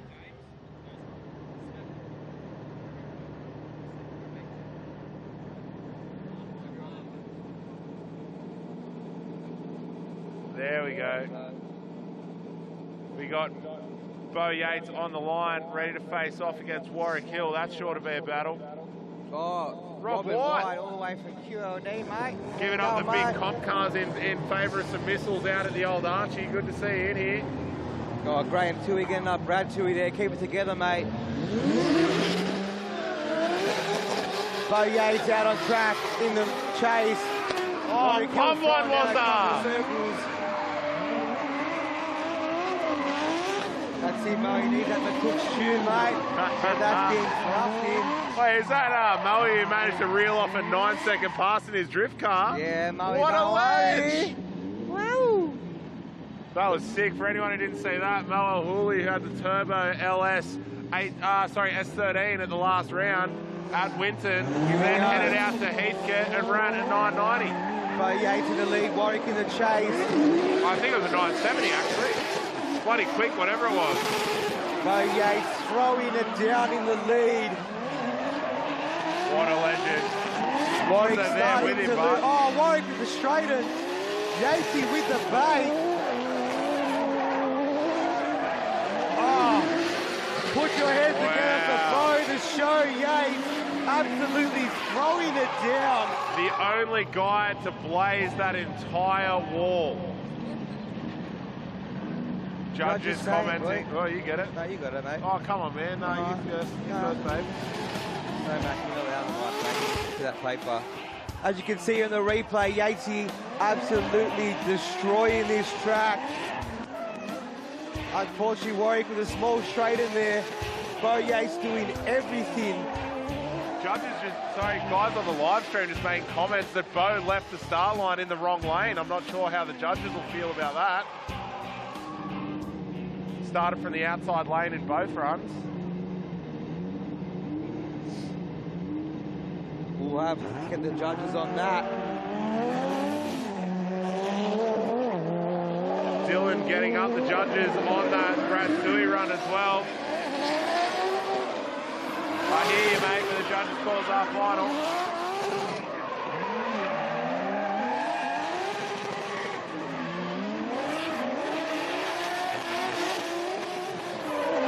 Yeah, confirming for Brooksy that the lead driver should start from the inside.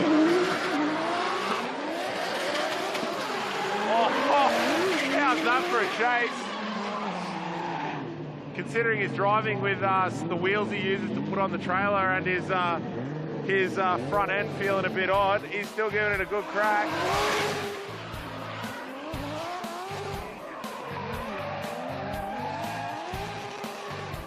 Judges saying that starting the wrong lane doesn't change the result, but they will tell Yates to give him a smack on the bum.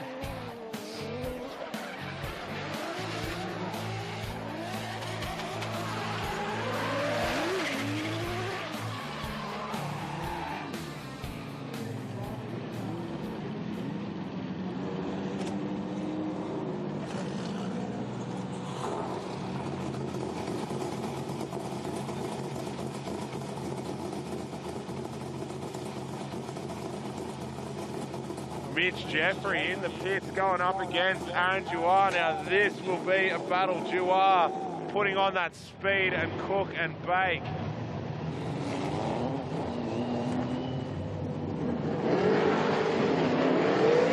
All right.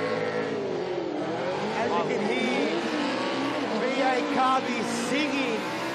Aaron Duar just cooking a set in the warm-up burnout. Don't worry about the rest of the battles, mate.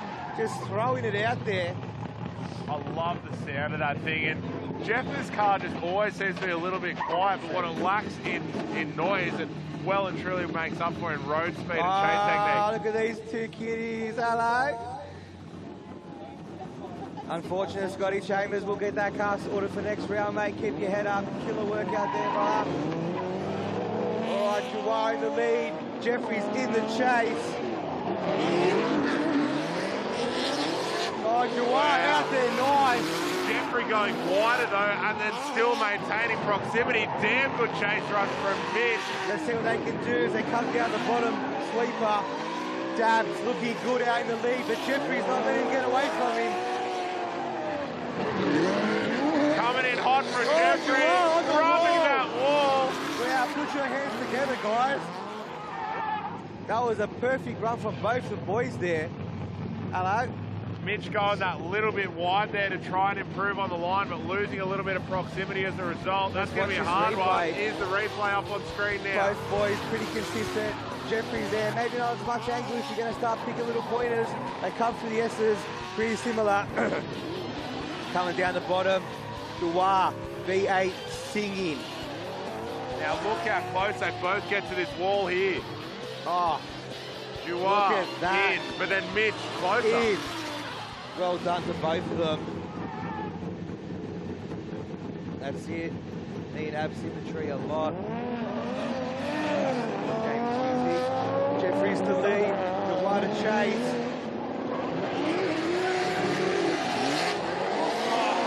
Nice. Let's see if Dabs can get up on Jeffrey's door. Drive through here. Looking good from both drivers coming down the bottom sweeper. There we go, Duar losing, but losing it a bit. Leaving a gap open there as much as that S14 has so much grip. Jeffrey on that tight line. We'll see what the judges have to say. We're hearing some whispers of what could be a rerun, but they're first having to have a chat. See, both drivers doing exceptionally well in that lead, but for me, I feel like Jeffrey just had a little bit of an advantage there. Very clean on his line, went a lot deeper in the top wall, chased nice, but then again, Duar was so tight through the top sweeper on his first chase, but opening up a gap on the second. As you can see, he gets on the wall by Duar and puts it around the whole way around. Jeffries comes off a little bit early. It's going to be tight there. Interesting to see what the judges have to say. People on the live stream calling the one more run. Huh? Make a peer-reviewed judging, eh? Looks like that axle's still getting changed in Ormerod's car, probably just to go back on the trailer safely because his hopes. Judges deliberating. Yeah. Push that starter one. Bottom one. So I got a few of you guys on here up Hello. on the live screen. G'day, getting up it. So Keep we're having it a bit going. of a chat. Keep it sharing around, guys. We're trying to have a bit of fun here with the stream this year. You know, keep it entertaining. The boys put on a killer show. What do we got?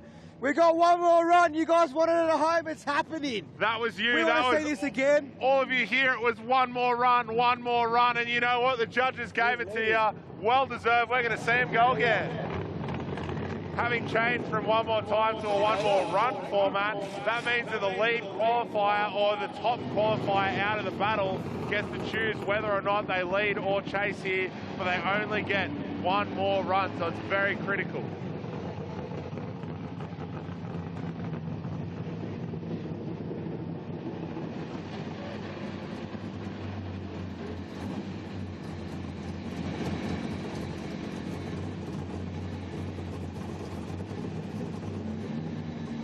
I agree, Pickles, Juar, just opening up that gap just that little bit. Unfortunately, that gap really hurting him.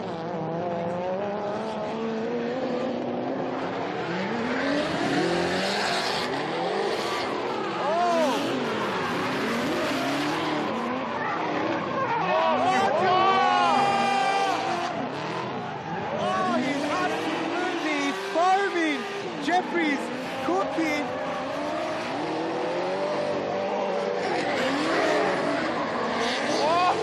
Oh! Big mistake there for Juar, but man, did it look good. Wow.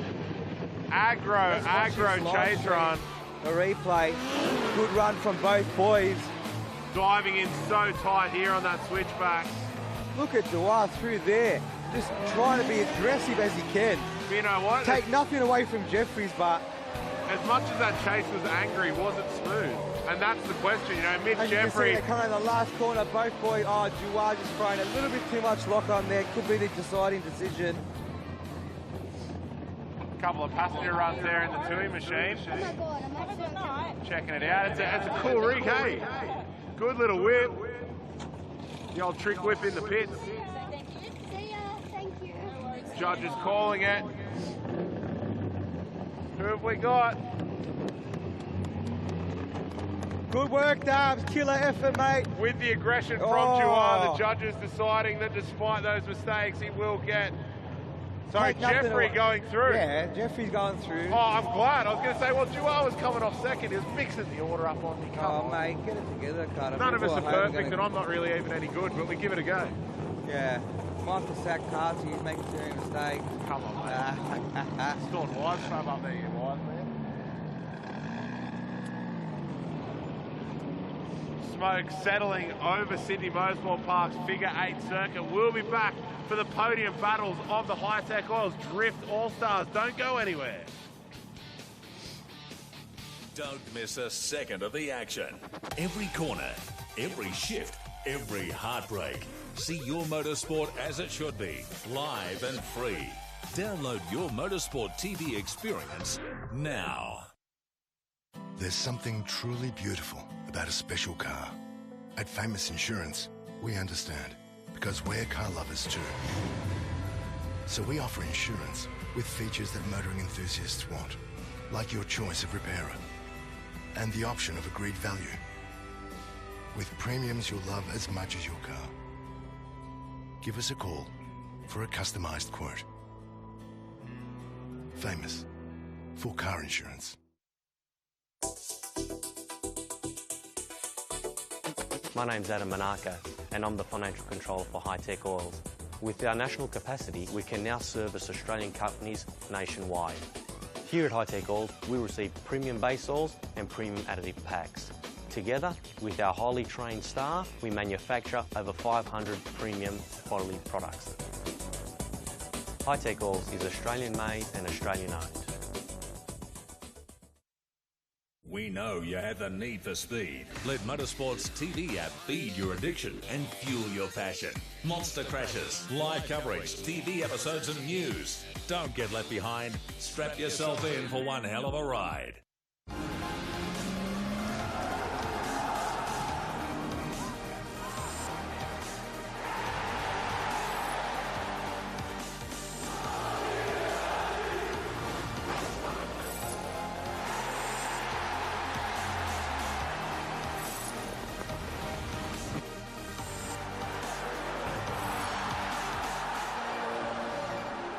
Achilles, tire you can trust.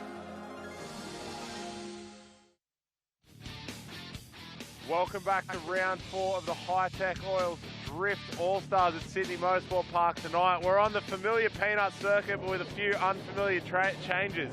Namely, a wall at the top and the bottom of the track that has claimed a few cars tonight, although not as much carnage as I was expecting, with these drivers switching it on and nailing that proximity, riding that outside wall. I can see it was nice and yellow when we started the night, but there are some new scuffs out there. Everyone down here giving it a go. G'day, g'day. Oh, headbutt the cam, love. I'm up. That's the spot to get it. You get such a good view up there of the figure 8 circuit. Roasting on roasting. We've seen some smoke shows tonight. That's a family-friendly sport. Burnies for all. Get it into the kids young. Pump them full of tyre smoke. That's what I love. That's what got me into it. This wall has been a slayer tonight. We've seen some cars out, some cars back in, and a bit of carnage. Those pool noodles getting a damn good workout, marking the end of the clipping zone and giving the judges some indication of who's getting close and doing what. Few of the battles on the replay before we head into the pointy end of the field, up on screen now. Brad Toohey up against James Abbott. Big smoke show here. This was a bit of an upset.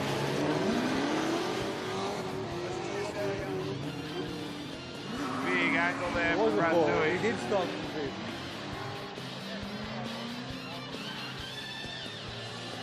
Abbott getting gapped a little bit there. Brad Toohey would eventually take away that battle only by the smallest margin.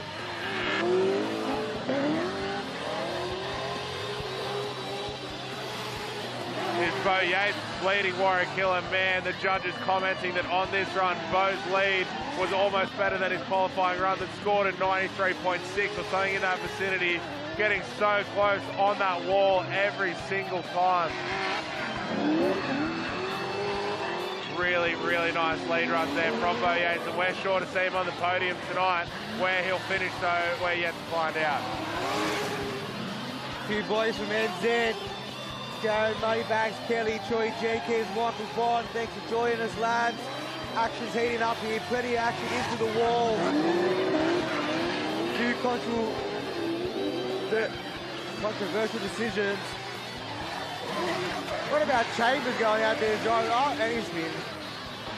Bo Yates up behind Warwick Hill there, really nice change. And this was the battle we just saw. Man, was it tight. Aaron Jouard up against Mitchell Jeffrey. This ended up going for a one more run, and really, it was only decided by Jouard coming in mega aggressively into the top sleeper and just having a slight mistake, but otherwise, very evenly matched drivers and one of the better battles we've seen tonight.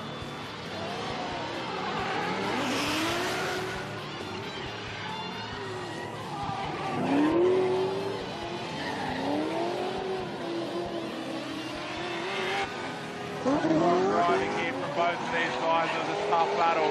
Aaron Jouard with that carburetted LSV8 under the bonnet of a very, very lightweight S14 Sylvia up against Mitch Jeffrey in the JZ powered S13 Sylvia.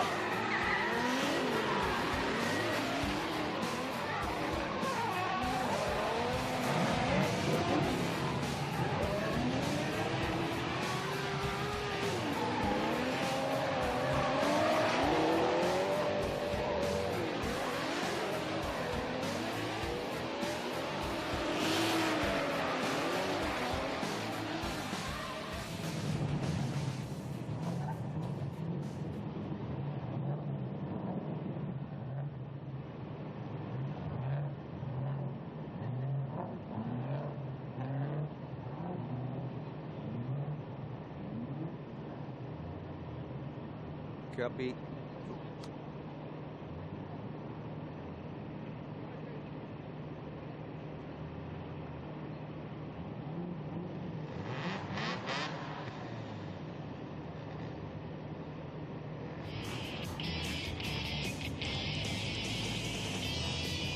the smoke settles over Sydney Motorsport Park's Figure 8 circuit. I'd like to give a big hello and welcome to all of you out there joining us on Street Effect Facebook page, along with the Hi-Tec Drifting Australia Facebook page and motorsportstv.com.au, your home of live Australian motorsport. We're up here, fire into booth. We got the live stream up here, watching you guys go lit in the comments. Give us a shout so out. go wild. Get amongst we'll be it. here shouting you out. Any questions, wondering how the event goes. I'm up here in the booth with Scott Shembry, one of our gun drivers from the Hi-Tec series. He's given it up a bit for the year. He's got the Chef Life. It's now Chef Live up here, ready to go in the top 4 of the Pro-Am and the Pro Series. We've seen some tight battles tonight and some changes to Sydney Motorsport Park's layout. We've got walls in the top and the bottom of the sections here, so it's been some crazy battling tonight. We've got some solo expression sessions going on and getting these cars out to do a bit of practicing before we head into the Pro Top 4. Battles decided, a few upsets throughout. We've got some boys in the stream. Jenkins, mate, we're going to fair show in the garage. We're going to look back and see some of the big hits we've seen. This was the talking point of the night. James Abbott, who's still in the competition, had this massive hit earlier, ripping the whole left-hand side suspension out of the car and getting that car fixed again. Both of Joe Yates finding the limits of that wall, and you know, he's been scraping that thing all night. All you NZ boys, mate. Next season, once the new cars build, you're more than welcome to come over and drive with it. Here's a big one as well. Whoa, Millie, 4 wheels off the ground. Millie. Unfortunately, understeered straight into that wall. Boom! That is not good. It's not what you want to see. So we've seen a bit of carnage so far, you know, people coming up. And that wall section up the top, as you come around there, it's so easy to just ride up it. And then once the back of your car touches, bang, front nose in. So Rob Arbolino reckons the hot tip is to get on that handbrake, just give it a little yank on the way in if you're going to hit it, end up at least spinning it. But it's a welcome obstacle to really keep these drivers on their toes and at least attempt to add a bit of safety to it. I'm questioning which way that went, but it sure added some excitement. So this is where the night's been so far. We've had some tight battling. Brad Toohey up against Brad Toohey, James Abbott. We'll grab that one. You know, James chasing, position switch. These guys even going to a rerun. But really a tight battle between these two drivers that was ultimately decided by an absolute hair towards James Abbott, which I bet he's stoked after spinning spanners for so long on that car. Yeah, Toohey absolutely destroying those Achilles tyres. Destroying them, just getting that V8 singing. Bo the show, Yates. Wait till you say his chase from Bo, one of the best all night. We're just getting the top 4 ready, guys. So the Pro Series going to come back out. Got to give the shout out to Ralph and Ryan up in the stand. Yeah, boys, give us a wave, lads. Yoo-hoo! Anyone else out there wants a shout out, just get on that line. We're all about it. G'day to Guzzy at home, sitting on the lounge, mate. Hope you're knocking back a couple of medals to the new bus. Congrats, bud. That's it. As you can see, Bo the show, showing one of his ways, one of the best. Absolutely putting on Waz's door all the way around the track. Just so consistent and so smooth, old Bowie, mate. Man, he knows how to chase. Absolutely doors every car he goes up Aaron against. Jouard, Mitchell Jeffries, Dab, so aggressive. This one going to one more run.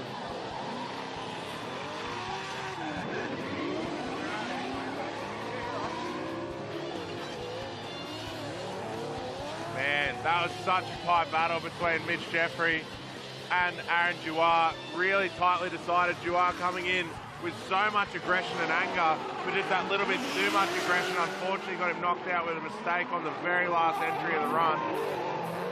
Mitch Jeffrey, that classic, cool, calm, collected, doing everything he needs to just to tap the clipping points.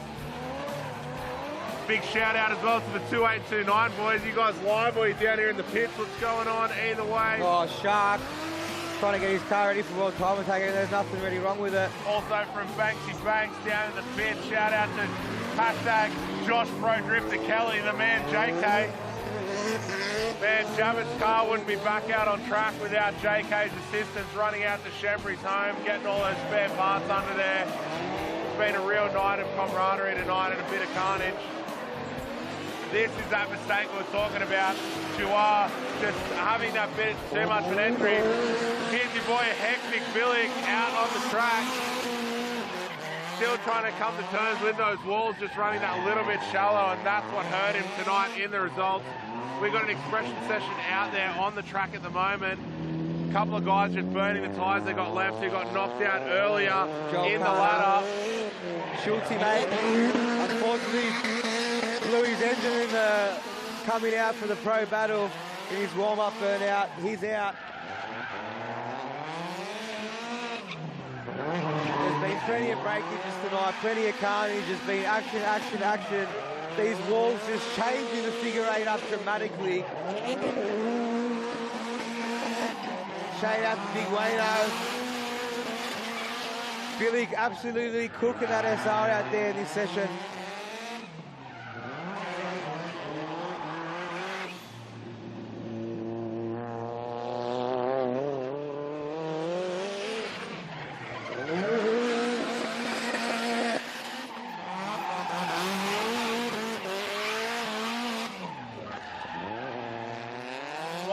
Down there shredding some tyres, getting that hectic style dialed.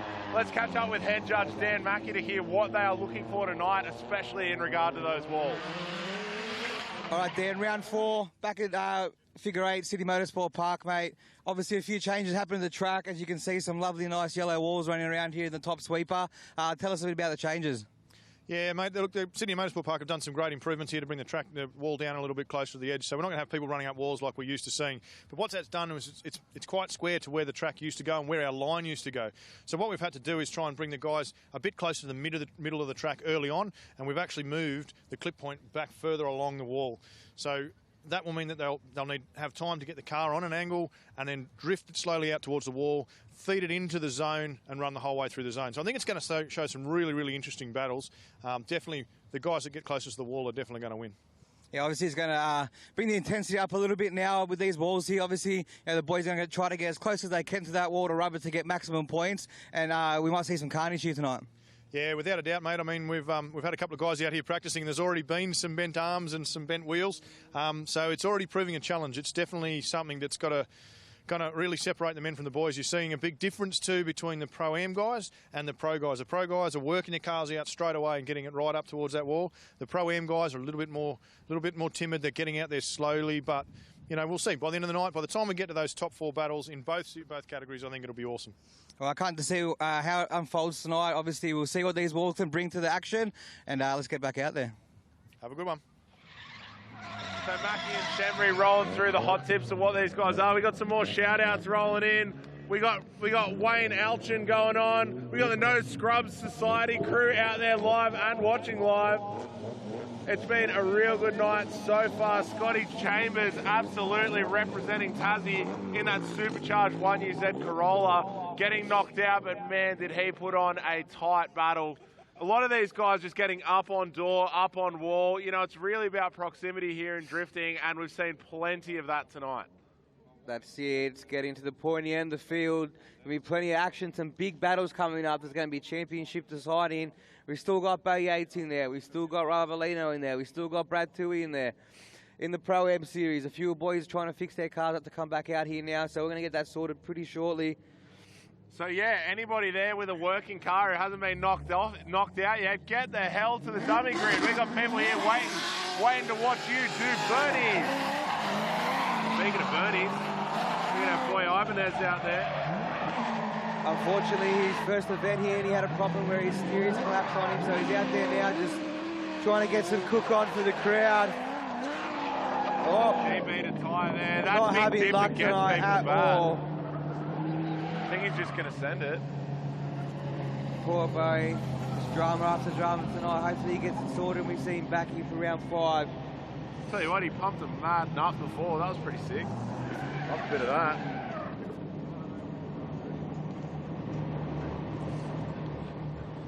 So just once again, any top 4 competitors in the pit, get in your car. We are ready. Hello. That's us up on the pylon here. We're having a good time.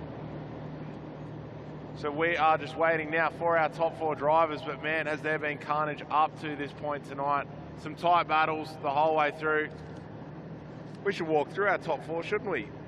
All right, we'll do that then, Dave. Yeah, mate. I know we got Bo Yates in there. He'd be going up against, we already seen him up against Warwick Hill, so it would be Mitchell Jeffrey facing off against Bo Yates. That'll be a gun. Oh, that'll be nice. Rob Arbolino absolutely through there, and I'd say going up against Brad Toohey. So the battle of the late model LS powered chassis there, but twin superchargers versus twin blowers.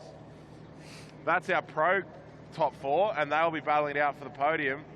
Anybody here that's hungry, get to the food truck. Anybody at the stream, sorry, you're not going to be able to get to the food truck, but I'm pretty sure you guys will be sorted at home in the lovely comfortability of your houses. Shout out to Jimmy Summit and all the Sylvia Republic boys. I think I saw Jimmy down in the pit before, look at didn't that, I? who's online. You miss her. Hello, Brookie. Hey, Brookie. Having our baby shower today for our little baby Harps who will be here in a month. Getting the drifting on. Jimmy just on the ultimate troll. Bro, did you give your phone to Chev tonight or what? Gene up some D1SL stuff? But Taylor's here. If you're on the live stream, guys, get on there, give us a shout out. Get in with us. We're trying to make it a bit more entertaining this year, involve you guys a bit more.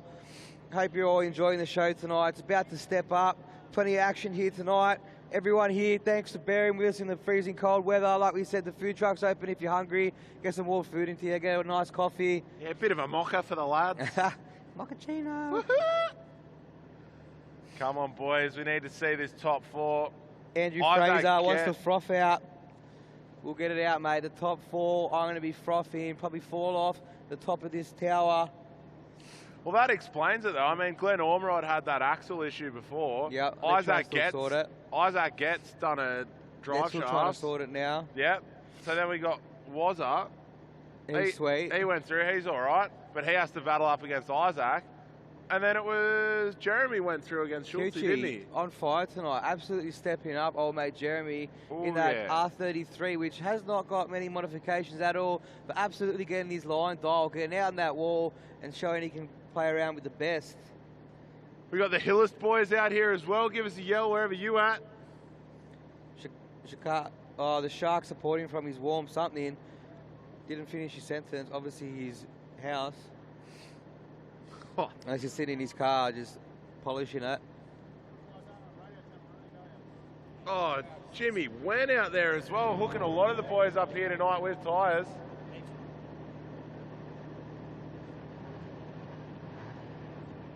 I hear Glenn Ormerod starting up down in the pits, I think. Get out here, son. Grassy, bulk froth, that's what we're here for, mate. Hello in the crowd, thanks for hanging around, guys. We know it's freezing out there. Action's going to be right back in here too. It's going to be heating up. Old mate's got shorts down there, maybe freezing. Freezing. Yeah, there we go, Shark from his bed. Finish your sentence, bud. That's great, mate. Mez was rolling around in the pits before in shorts. Bloody Queenslanders come down here. I think they know how it rolls.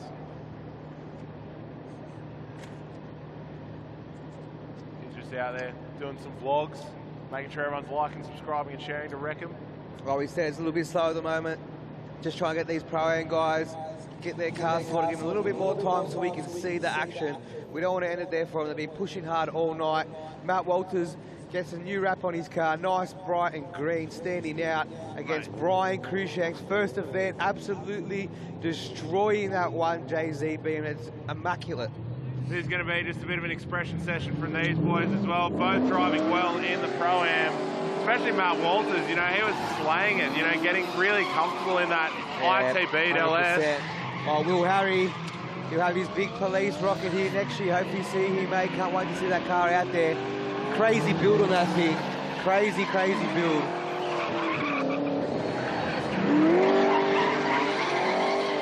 Oh, the beamer on the wall. Nice. Nicely, mate. You could have been here getting the set off, eh? But you decided to stay home like a little girly. You're giving it a bit of a jandle through the bottom straight there. Getting up it.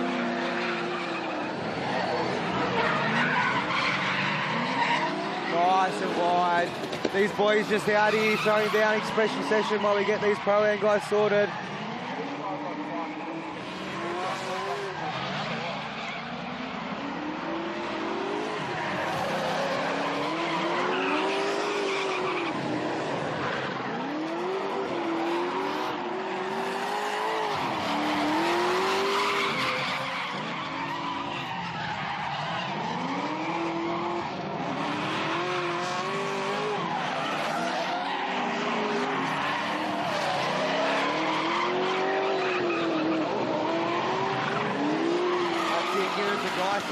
to get him out here, get that VK singing.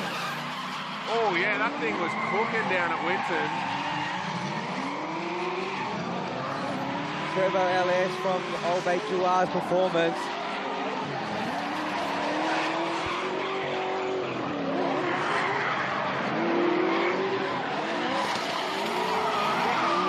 Now Brian Cruikshank on the door.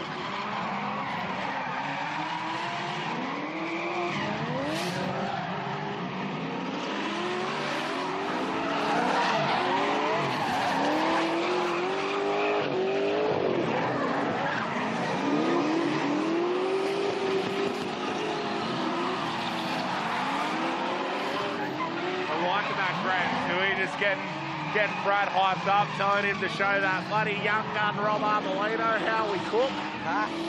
Old Tui Grants. Mate, toast and tyres since back in the day. Yeah, I'm with you, Jimmy, baby, I'm with you. Look at the three-way change on here from the lads. Having a little bit of fun out there.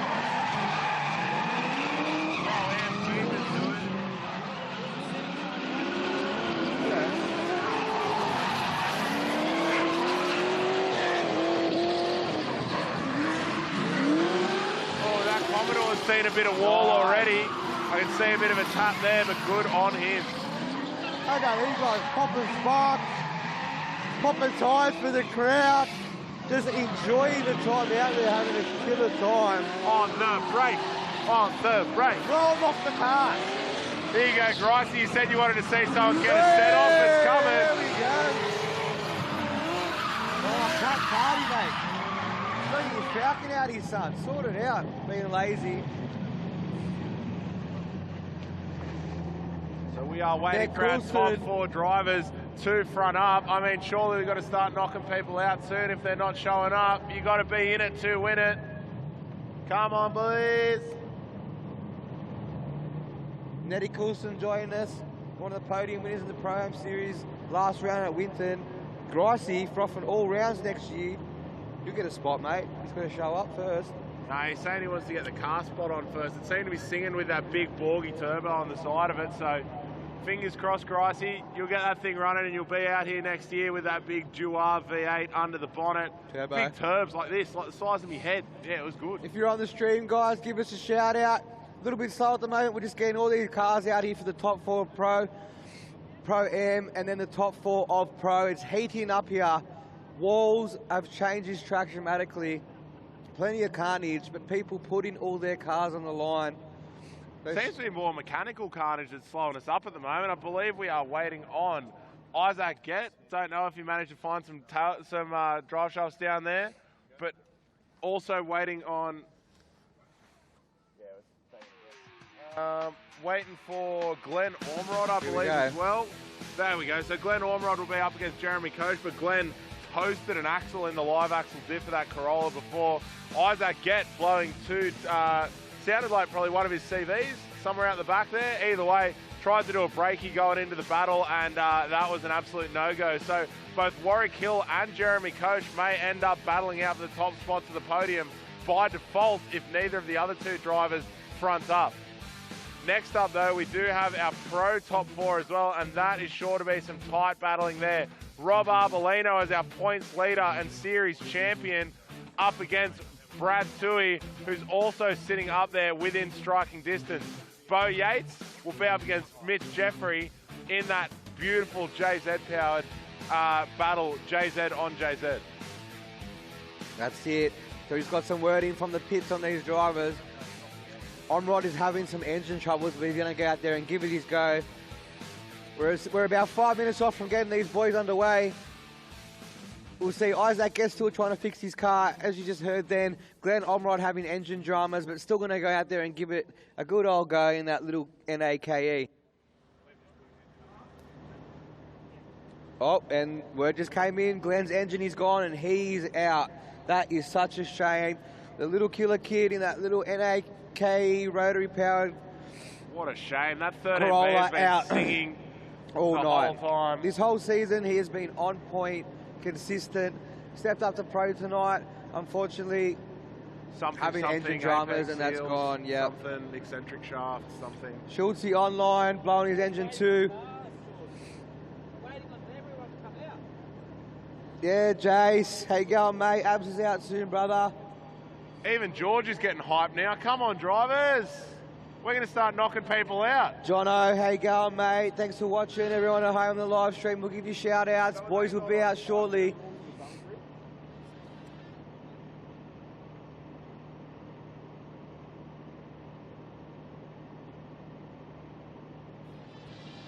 While we wait for drivers to get ready, let's head to a quick break on motorsportstv.com.au. We'll be back in a sec. Don't miss a second of the action. Every corner, every shift, every heartbreak. See your motorsport as it should be, live and free. Download your Motorsport TV experience now. There's something truly beautiful about a special car. At Famous Insurance, we understand, because we're car lovers too. So we offer insurance with features that motoring enthusiasts want, like your choice of repairer and the option of agreed value, with premiums you'll love as much as your car. Give us a call for a customized quote. Famous for car insurance. My name's Adam Manaka, and I'm the financial controller for Hi-Tec Oils. With our national capacity, we can now service Australian companies nationwide. Here at Hi-Tec Oils, we receive premium base oils and premium additive packs. Together, with our highly trained staff, we manufacture over 500 premium quality products. Hi-Tec Oils is Australian made and Australian owned. We know you have the need for speed. Let Motorsport's TV app feed your addiction and fuel your passion. Monster crashes, live coverage, TV episodes and news. Don't get left behind. Strap yourself in for one hell of a ride.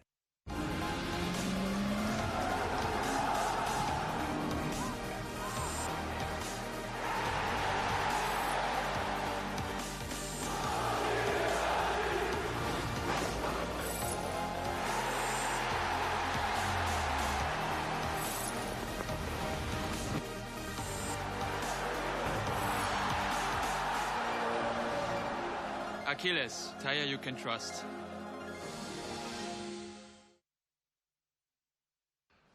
And we are back on the live stream. Jimmy, yes, I will give Hung a shout out. We got a couple of guys there. Timothy Schultz throwing up the hashtag RB Life. Unfortunately, having a few RB issues down in the pits. Seems to be the response down in the pits is that the walls are adding a little bit of excitement there. One guy who's been struggling a little bit with the walls but really finding his groove has been Brad Toohey. So let's see what he was thinking heading into tonight's event. I'm here with Brad Toohey, second in the championship, mate, coming into round 4. Last round, not one you really want to remember. Didn't really get up there, but you're back here now. How you feeling? Yeah, I'm feeling good. Obviously, yeah, you're right. Winton didn't go to plan. Like going out in the top 16 isn't great for the championship. Not to sort of want to profit from other people's misfortune, but Bo obviously had a bad round as well, and Abs had a bad round as well. So it still kept the points nice and tight, 19 behind Abs at the moment. Sorry, yeah. So it's nice and tight on top of that field. Obviously, tonight's going to be a big game changer if someone gets knocked out early. You just went out for your first practice session. How do you find the walls? Yeah, the walls are definitely there, but I reckon walls separate the men from the boys, so I'm happy to wad it up if it means the win, so I'll hit the wall. That's what we want to see. Well, good luck tonight, too. You have to see you back on that podium and keep that championship fight alive. Yeah, cheers, bro. No worries, mate. Thank you. So Brad Toohey obviously eager to secure himself some points tonight, but both himself and Rob Arbolino, as our points leader for the series, are still in the running, as is Bo Yates. So how's that to see our top 3 points leaders all battling out for a spot in the podium, with Mitch Jeffrey, who's down in 5th, also in our podium battles. James Abbott in 4th, putting in a valiant effort to get that car back together, but knocked out by Brad Toohey a little bit earlier on. Aaron Dewar as well looked shaping up, ready to go into a podium finish as well, was knocked out by Mitch Jeffrey in a one more run. Benny Meir, unfortunately, not securing any points tonight, as he did have gearbox failure with that built T56 behind his LS-powered S14, unfortunately giving out. He thinks it was a main shaft issue, but yeah, he wasn't getting any of the gears. And Warwick Hill, a guy to watch both in Pro-Am and Pro, has been slaying it tonight and is rounding out the top 8 in our Pro Series standings, at least heading into this event. But I think, you know what, really depending on how this top 4 goes, our top 4 positions and even top 5 positions can all be shuffled around and changed in preparation for the final round, depending on how we finish up tonight. That's it. Jeffries has a chance to move up the ladder here this round. We'll see how that boy Hayden Melville. Shout out to the boys at the track sticking around. Action's going to heat up again here shortly. Yeah, the Pro coming out right now. Top 4 of the Pro. Coming round, we are going to see Brad Toohey going up against Rob Arbolino and Mitch Jeffrey up against Bo Yates. So the battle of the clinical technical drivers and the battle of the angry V8 drivers. Both are going to be ones to watch. Twin Turbo LS versus Twin Supercharged LS 86 versus 350Z. Then you got the two 2J cars going against each other. It's going to be crazy. Absolutely destroying that thing in qualifying. Aggressive as hell. Can't wait to see him out here. Man, 1,000 horsepower plus battles in both of these on Sydney Motorsport Park's Little Peanut track. It's with going to be walls covering the whole track. Yeah. Shout out to Noah Van Ginniken. Sorry if I butchered that, but thanks for joining us. No, you got it pretty close, mate. Give it a crack. You do what you can, am I right? That's it. So the Pro guys heading out now. Ready. I want to see a burn out. Wee.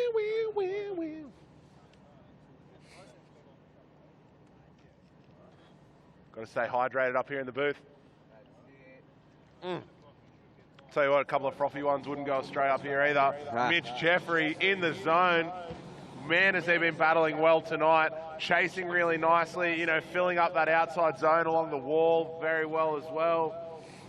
He's on fire, and he's such a talented and technical driver. You know, he might not be the most aggressive, might not be the most showy, but run after run after run, runs the same line, hits the same clips, chases with the same proximity, and I just really love his driving style.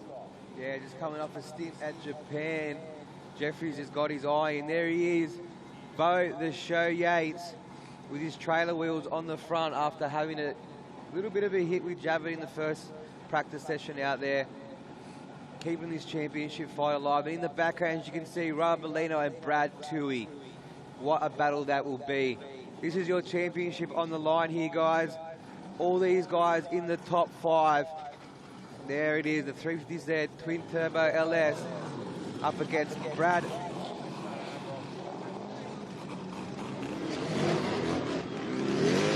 Rob Arbolino out onto the track now, ready to battle Brad Toohey. This is going to be angry. Troy Tubby Smith, we wish you were here as well. Toohey on the brake. This is going to be a big one. I reckon we're going to see the most smoke right now that we've seen on this track.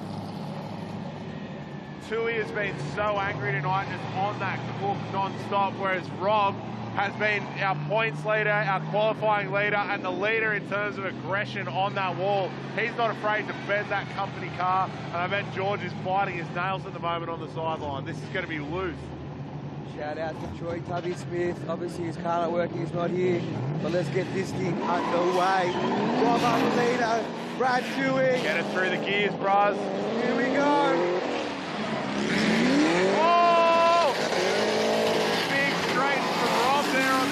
I don't know what's happened there.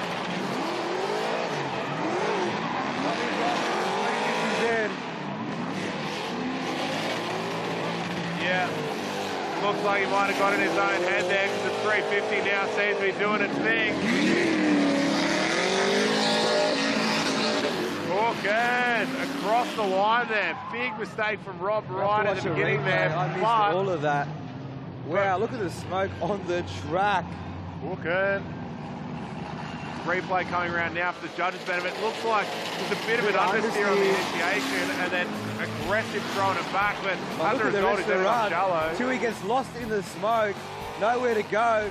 absolutely on the bait for the rest of the run, doing everything right. Welcome to Michael Rosenblatt on the live stream. Check out these new walls, mate. You keen to come down here and give these things a go or what? Let's turn it around. This is going to be one of the most angriest chases you have ever seen on the figure 8. I guarantee you, Rob will be in there absolutely foaming after that small mistake. The rear tyres of the 350 smoking before they even start turning. This thing churns tyres like you would not believe. Just waiting for the smoke to clear. Anyone out? I'm a big fan of drifting, but if we get all the big fans together, we might be able to clear this track. Give it a go. Dad Jokes United will never be defeated. Oh, Jabs. Working hard, mate. Oh, the savvy investors down on the fence trying to make some money. Printing money in the pits. Bitcoin life. Let's go. Let's get these guys out there. Brad Tui to lead. Rob Apollino in the chase. This is going to be out of control. That's the Rob we've been wanting to see. There's the aggression. Coming through the S's. Can he keep it up? Really nice on the switch, but straight through there. Tui is destroying the tyres off the back of his Toyota 86. Oh, Tui makes a mistake! Oh! Tui makes a mistake! Rob Apollino hits him. That could be a saving grace for this championship. Wow! Tui straightened off the track, that was causing Rob to smash into him. Look how hot this is. Watch this replay, guys. This could be the life-saving grace. Going through the bottom section here. Both Rob doing dropped the killer wheel runs. off the inside of the track there. Had a bit of a Tui straight comes moment. up off the track, straightened, slows down. Rob had nowhere to go. Oh, that has to be one more run. Let's wait to the judges. I mean, that's funny as well that Tui only got angle in that corner because Rob hit him. Rob actually forced Brad into a drift. That was crazy. Could be a one more run here. Has to be a one more run, doesn't it? Yeah, Rosenblatt practicing on the walls up at Archie. We want to see you down here fighting out for a podium again, mate. You're always exciting to watch. These walls. We got some professional assistants up here in the booth. We got JK Kelly Drift Team and Adam Brooksy Brooks. Hey boys, how are you? Yeah, we got a couple. So what are you thinking of the action so far, mate? You like the walls? I like the walls, man. It's good, good viewing for the spectators for sure. The boys are putting on a show, so it's good. How was that show between Rob Arbolino and Brad Tui? And that's what the crowd wants to see. We're getting one more run. There we go. How you going, lads? Good work up there. Both these guys probably on their last legs for tyres. Both these things chuck tyres, but no time to change. Here we go. This is going to be... And you know what? I completely agree with that. As much as Tui had a big mistake up here, Rob did drop a wheel off the inside of the track down there and straighten up, and he had a bit of a mistake in his lead run as well. So all in all, I think it's pretty well balanced, and this is a well and truly deserving one more run. I want to see it happen. Realistically, could have gone any way there. Twin turbo on twin supercharger. Tui just giving it a bit of a hands up. Right, he's good. Let's jump, baby.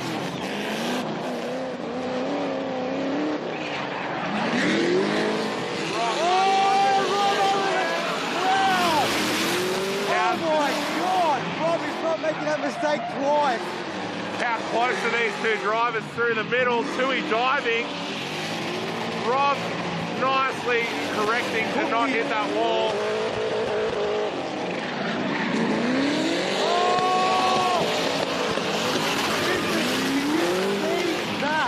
Put your hands together. Mate, the dueling LS Limiters in your ears. That's savage. Let's watch this replay. Look at Rob's wall run. The whole way around. Tui does want to get on there too. Just missing the noodles, but still so close. Rob's lead was just on point all the way around. Look at this. Tui getting a little bit lost in the smoke here. Drops the small wheel. Arm staying off the wall. Small straight, and Tui does the same. Oh, mate, I'm but so look glad at I'm this. not a judge right now. Woo. Really, really tight chase there from Tui. really tight. Both drivers making that small mistake there through the back section. But, I mean, how close was Tui in that chase? But then again, how aggressive was Rob? That was a crazy entry on the lead. Pretty wild, baby. What do you reckon, Scott? Crazy. You're just worried. Crazy. You're just worried for your boy. I can see you biting your fingernails. Welcome back, gals. What do you reckon of that? Oh, mate. I reckon they're going to be pressing charges on our cameraman after this, but whatever. They're calling it. Oh, Rob fuming with that. Brad Tui will be battling out for the top spot on the podium. That's a tough call to make. How do you pick it? Oh, yeah, g'day, Mez, down in the pits, mate. Yeah, give us a wave.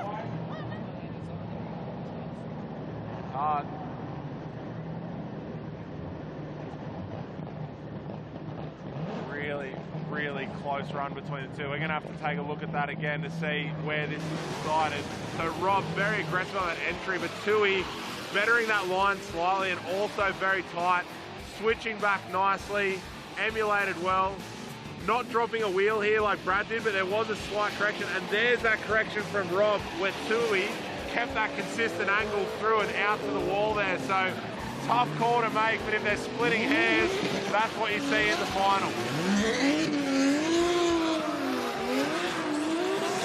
I agree, Michael Bond, that's the best battle we're going to see all night, but there's the Mitch Jeffrey cheer squad getting up and out there because Jeffers is ready to play up against Brad Tui. Yeah, this is going to be tight. Bo coming back around. He will be leading from the inside lane while Mitch Jeffrey will have to chase. He's been very comfortable in the chase run so far, so potentially being able to watch Bo from that chase position may give him some pointers to the lead. Here we go.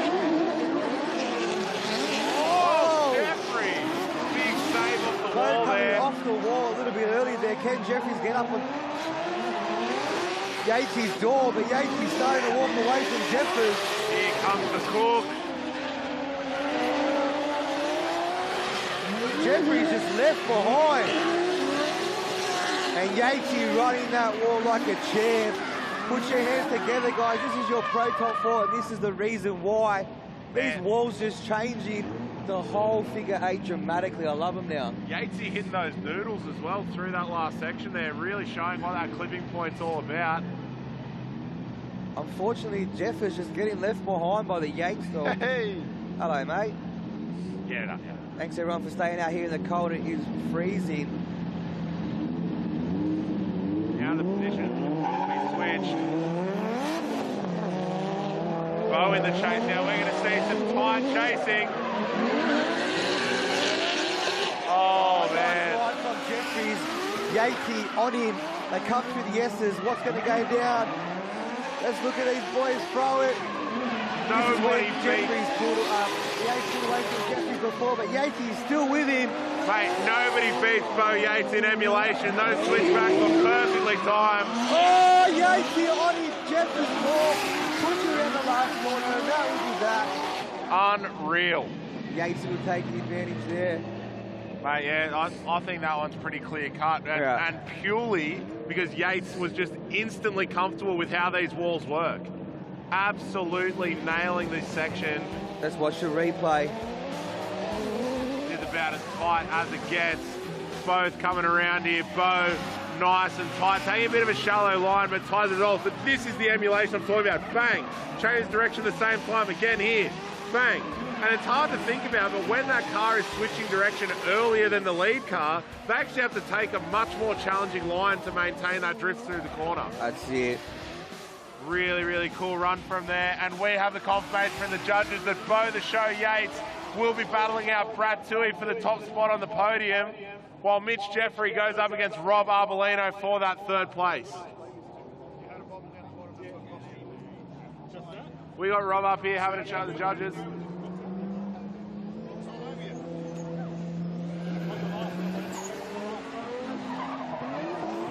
Was a chucking a nut here, warming it up, leaving nothing a chance in the Pro-Am battle.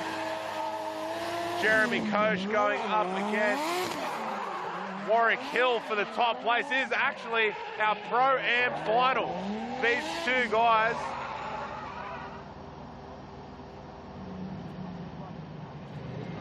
These two drivers now battling it out for the top spot. Warwick Hill knocked out of the Pro Series, but now in the Pro-Am, ready to battle.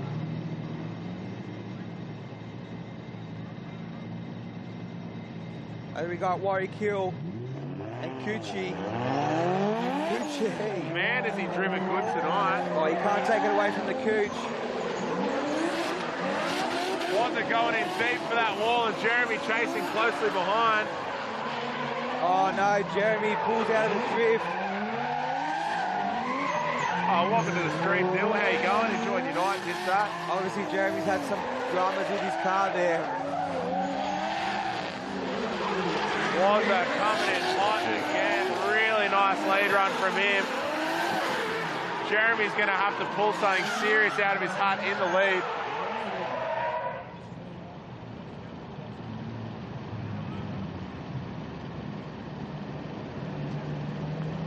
Coming back around now, we got Warwick Hill. He's going to be chasing Jeremy Coach. That was such a tight battle in the Pro-Am. These guys driving really nicely, but unfortunately Jeremy with a few mistakes early on there.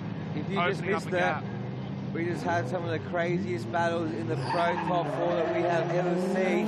These walls changing everything. But let's not take anything away from these Pro-Am guys. Jeremy Cooch throwing it big on the wall. Deep. Not getting around that whole zone the judges want to see. Wasn't doing good to chase him. They come through the S's. Wazza running hard tonight. Bit late on the power. Out on the wall trying to get some points back after that mistake in his lead.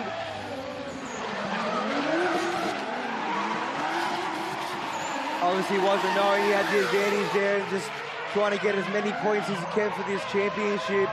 He's up there in the Pro-Am. I just want to welcome Adam Beckers to the live screen, mate. We would have loved to see you driving here tonight in the mighty Safiro, one of my A31 brothers. So would have been cool to see you driving. And Tim Eggins, mate, getting greedy on the shout-outs. We'll give it to you. Just Car Things, Y4D, Split Coffee Drift Club, and Isaac Gett, who unfortunately was eliminated due to some mechanical issues. We would have loved to see him run again.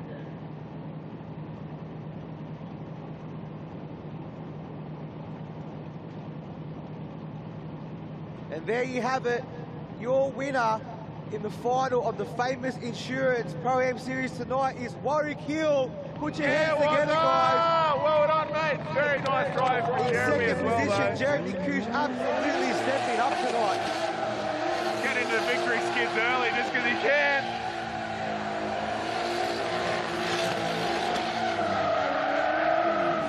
Oh, those bloody Hill brothers, mate. You just can't trust them. What about Warwick? Absolutely at the top of the hills. Matty Hill. Like, this guy's got more podium than Matty in one season, mate. Yeah. I think Matty Hill has to come back and show that he is the superior brother, yeah? I can hear the beat down there. I heard Matty Hill's not even a competitive driver anymore. He's just driving Queensland Matsuri. What's about just that, hanging. Matty, yeah? How about you come back and show your brother how to do it? Nah, I heard he's lost his spine for battles, bro. He's not into battles. Good to see Matty back here, obviously going to NZ and trying to throw it over there. Yeah, doing well, mate. It's good to see the Hills on top, giving it a crack. Oh, but you can't take nothing away from Warwick. Absolutely driving every competition he can this year, and it is showing. His seat time is paying off for him. Mate, Beckers, what's going on with the Safiro anyway? You were the king of the tip-in. He's on the live stream now. And to all you out there on the live stream, we're loving having a chat with you. It really, it makes it a fun experience for us up here as well. We get lonely in the booth sometimes. It's good to have a mate, though. That's it. It's the pointy end of the field. So Top 4, the Pro was crazy. And they're going to come back out now. We're going to see Bo Yates against Brad Toohey. And then in the top 3, we're going to see Rob Bellino against Mitchell Jeffries, as you can see here. The championship is going to be so tight after tonight. So with the shaping up in the top 4, each winner in the top 4 goes through to the A final, which means they're battling out for the first and second spot on the podium. While the people knocked down in the top 4, which in this case is Rob Arbolino and Mitchell Jeffrey, they battle it out for the one remaining spot on the podium and the last trophy, that 3rd place. That's it. This is going to bring the championship even closer now. Rob Arbolino So Mitchell Doyle asking what tyres you can run on the rear in Pro-Am. You do need to run street tyres, I believe, above a treadwear rating of 200. Is that correct? Georgie, Paris. Oh, sorry, above 320. Danielle, hello. And then below that is you're allowed to run your semi-slick tyres in Pro. Looking good there, guys. Graham Toohey on the G up in there. So if you can hear us out there, Brad, Graham is on the live stream giving you a shout out and a G up saying it's Brad's time to show the bow. Ooh. We'll see what happens there. I like it. Just on screen, Georgie and Paris and Danielle, people behind the scenes to make this series work. Thanks for all your hard work, all the merch. Hi-Tec Drift in Australia, get amongst it. Going to be some new tracks next season. One more round to go this season. It's going to be stepping up again next year. If you're thinking about doing Pro-Am, just do it. Don't question yourself. Ooh, there we just go. get among there. As you can see, JJ in the pits, trying to sort this 350Z out, cooling on the ground. Rob absolutely giving that car hell. Well done, guys, pushing so hard tonight. Some of his lead runs was the best I've seen all night, absolutely eating that wall apart. And you know what, that's something to take home for Rob. You know, he's battling it out for a trophy to take home, but he got top qualified tonight and well and truly deserved that. Absolute animal on the wall runs. Oh. So angry when it came together, but just those few little bobbles here and there is what split the hairs in what was a monster of a top four battle. Yeah, the judges were so tight on those calls there. Nothing between them. The boys just making sure these cars good before they head out. JJ and Daniel in there working hard, working up a sweat. It's freezing. These guys have shorts and a t-shirt on. Bring back South Circuit. Wouldn't we all love that? Yeah, that's not our fault. You can speak to Sydney Motorsport Park about that, and I'll gladly call them out on that, because the South Circuit is a killer track and we want to be back there. So does everyone else. Everyone wants to see it. I tell you what though, Rafalio coming out and asking the big questions. Chalky milk or strawberry milk on the live stream. Oh, it's a hard one. I'm more of a caramel milkshake. Oh, Brooksy, bring back Treno, mate. After seeing this wall here now, I might even have to come back from the last round.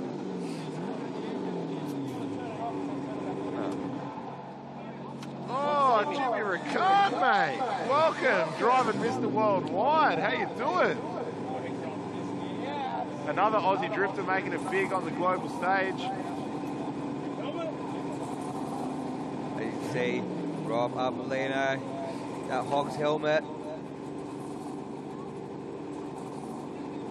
I just want to take a little bit of a breather here just to get excited for these last battles that we're going to see. Heaps of hype, heaps of froth. Let me guess. I'm going to be heaps of froth. Stephen Pembry joining us. Good to see you here, mate. Mate, Pems, where's that 2GR86? We want to see you out here on door. These That thing walls are calling your name. must be covered in a bit of dust now. I haven't seen it out in a long time. I think it needs a little bit of dry sump. I think was the issue last time. That's some oil search stuff. And Brooksy, you should wash your mouth out trying to tell me to put 17s on my car, you dog. None of that, mate. Mate, small wheels or bust.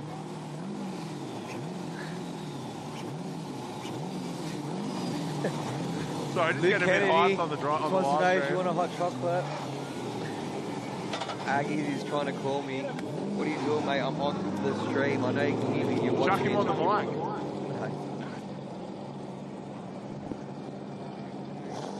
Oh, mate.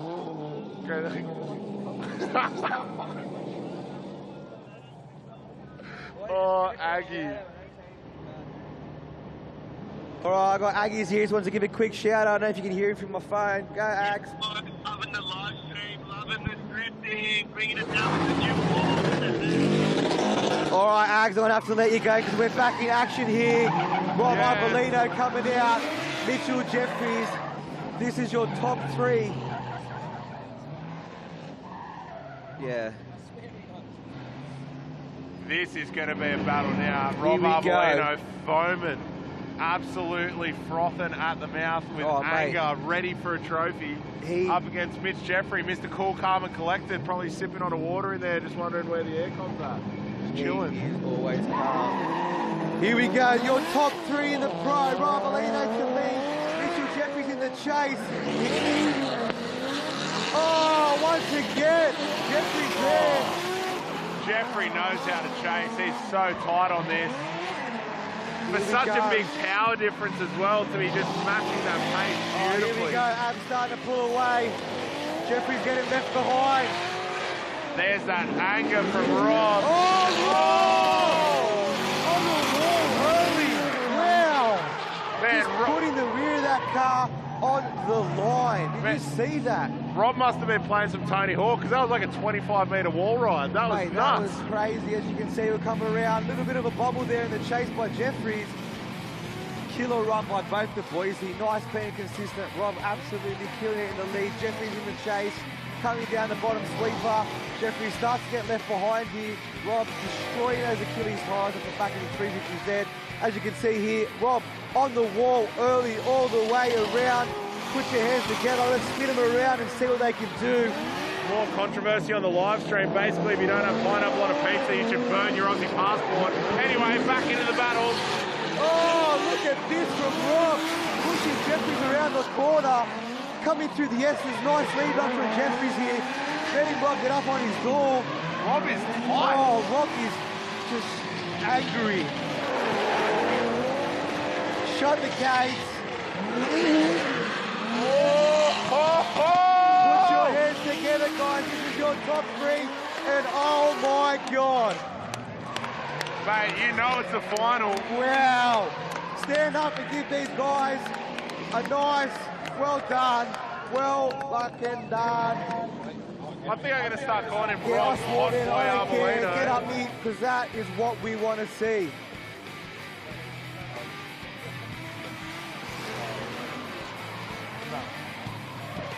Decision made, guys. They've worked it out as we come through here. Rob Arbolino. Here so we go. tight. Wow, Jeffrey tapping the wall there as well was crazy. Rob just wants to I don't even know what's wrong with this guy. Fight him up. I don't know if I'll fight him up too much this season. He is out of control. Jeffries putting it down in that lead, letting Rob get up on his door nicely. Wow.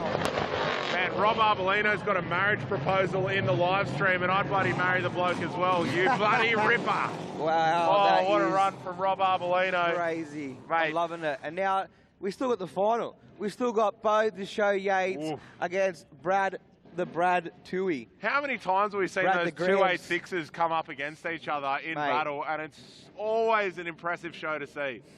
Bo, just that absolute clinical precision the whole way around Rob's the track. happy. Car's not. That means we're going to have to be in there. Look at him. Look at him with his dad, loving it. This thing is cooked. We're On going the to have to do some work. 350Z, having a Oh, spew. mate. It's like all the work I put into this last week's just gone out the window, and then My favourite part is that all the gauges would have been pinned, there so he he is. sat on limiter Rob and pumped the Arbolino, nut mate, in give it. us a wave. Killer driving tonight, Robert. Rob Arbolimiter. Oh, That's a new name, I reckon. Rob I like that one. Arbolino. Let's have a let's just watch this replay one more time. Jeffrey's doing everything right, but Rob just there. They come through the S's. Oh, mate, and this is where it just all goes wrong for Watch him Jeffrey. force Jeffrey into the wall. Here we go. He's like, boom, you're in the wall, Jeffers. I'm on ya. But look around this corner. Rob's not going nowhere.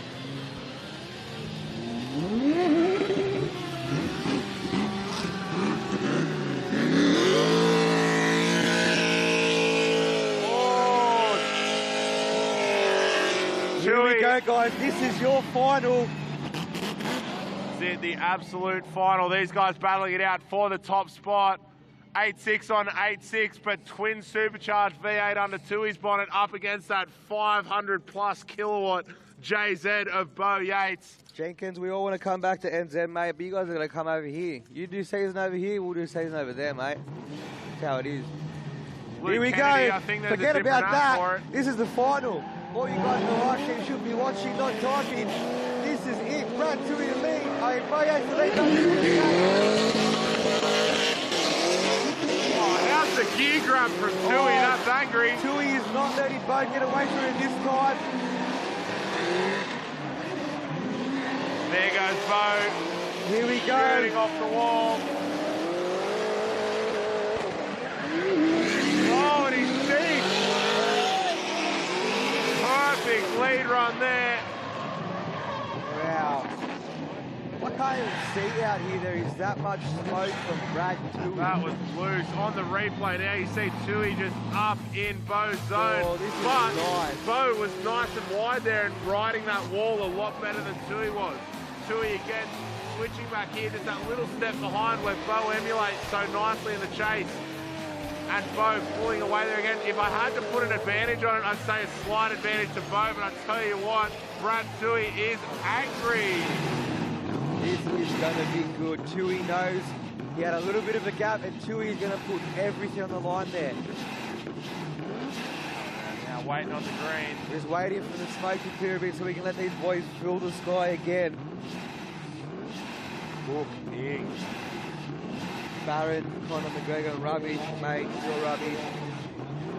Hey mate, we'd love to see a front wheel drive drifter out here in the comp. Come give it a crack, you dog. Here we go. On the bike.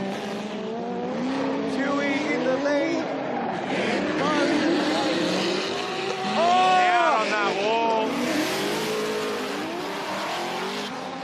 Bo on that nice emulated switch back there. And again. Oh, Bo getting locked in the smoke. He dropped the wheel. Bo getting locked in the smoke. He dropped the wheel. Tui's pulling away. This could be an exciting moment. Tui. Oh, wow. That's a really difficult Watch this one replay, there. guys. Bo dropping the wheel will give him that points deduction. Watch this replay. Boy, he's doing it perfectly. Bo nice and close on Tui. As they come through here, I think Bo just gets smoked out. Boom. Only small. Mate, Tui's putting out that much smoke. I don't know how anybody can see it behind him, especially tonight. Like, it is absolutely crazy. That is your final, guys. Brad Tui, Bo Yates. Decision has been made. I'm going to go down and talk these guys down there. See you soon. Give him a G up. But man, as Scott runs down to the pit, what a night of driving we've seen tonight. Even the drivers are G'd up. We've seen some close battles, some guys going crazy down in the pits. We've had one more time, we've had wall scrapes. We've even had someone do a jump. Millie, you get the first jump in the series of the Hi-Tec Drift All-Stars. Absolutely crazy battles tonight, both in the Pro and the Pro-Am. Tui's car frothing. The judges just coming to that final decision now as we get the podium lined up. And don't forget, everybody hang around because we're going to see some victory skids. One of my personal favourite times of the night. I'm really a bogan at heart. What do you do?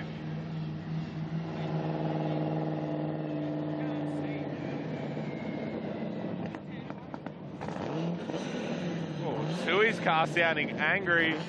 Good battle, guys.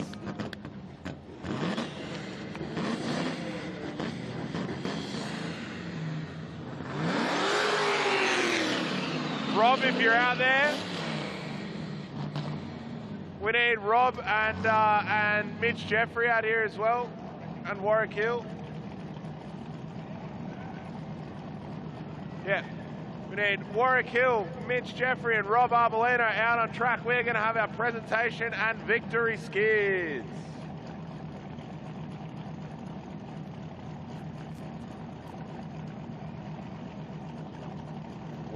Wild battles tonight. So much smoke, heaps of proximity, and those walls. I mean, seriously, I was expecting there to be, you know, a lot more carnage and a lot more taps and rubs than there were. But these guys just got close and right on that limit, riding the wall. Couple new extra scuffs along each one of those walls, but they're still in good nick. That'll be right. It's worth noting as well that our points championship was absolutely split by hairs coming into this round with Rob Arbolino in front, but all the guys in the chase. Tui was in second. So I'm sure we're going to see a slight reshuffle here, but with a very, very tight margin going into the final round.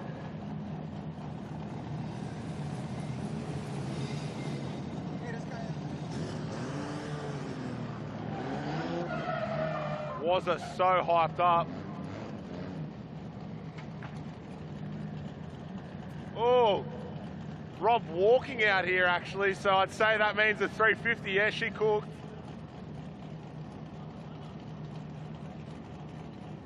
Where's the 350, Rob? Is it medium rare or well done? Proper cooked. Good drive anyway.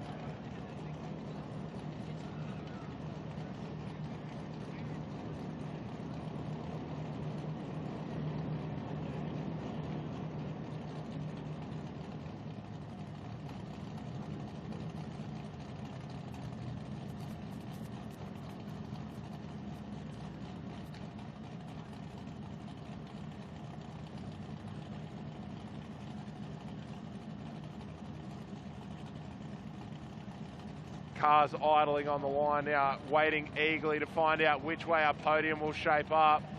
Each of the people out here standing there ready to collect points are also within the top 3 of our championship points, so there may be a reshuffle or a lead may be cemented. Only time will tell, and we'll have the announcement very shortly.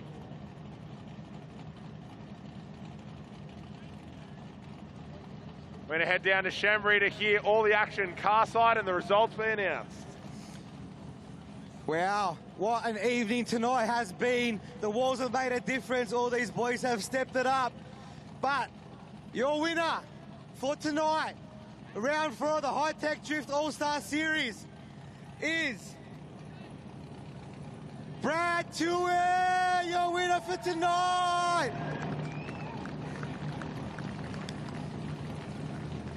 Mate, killer effort out there.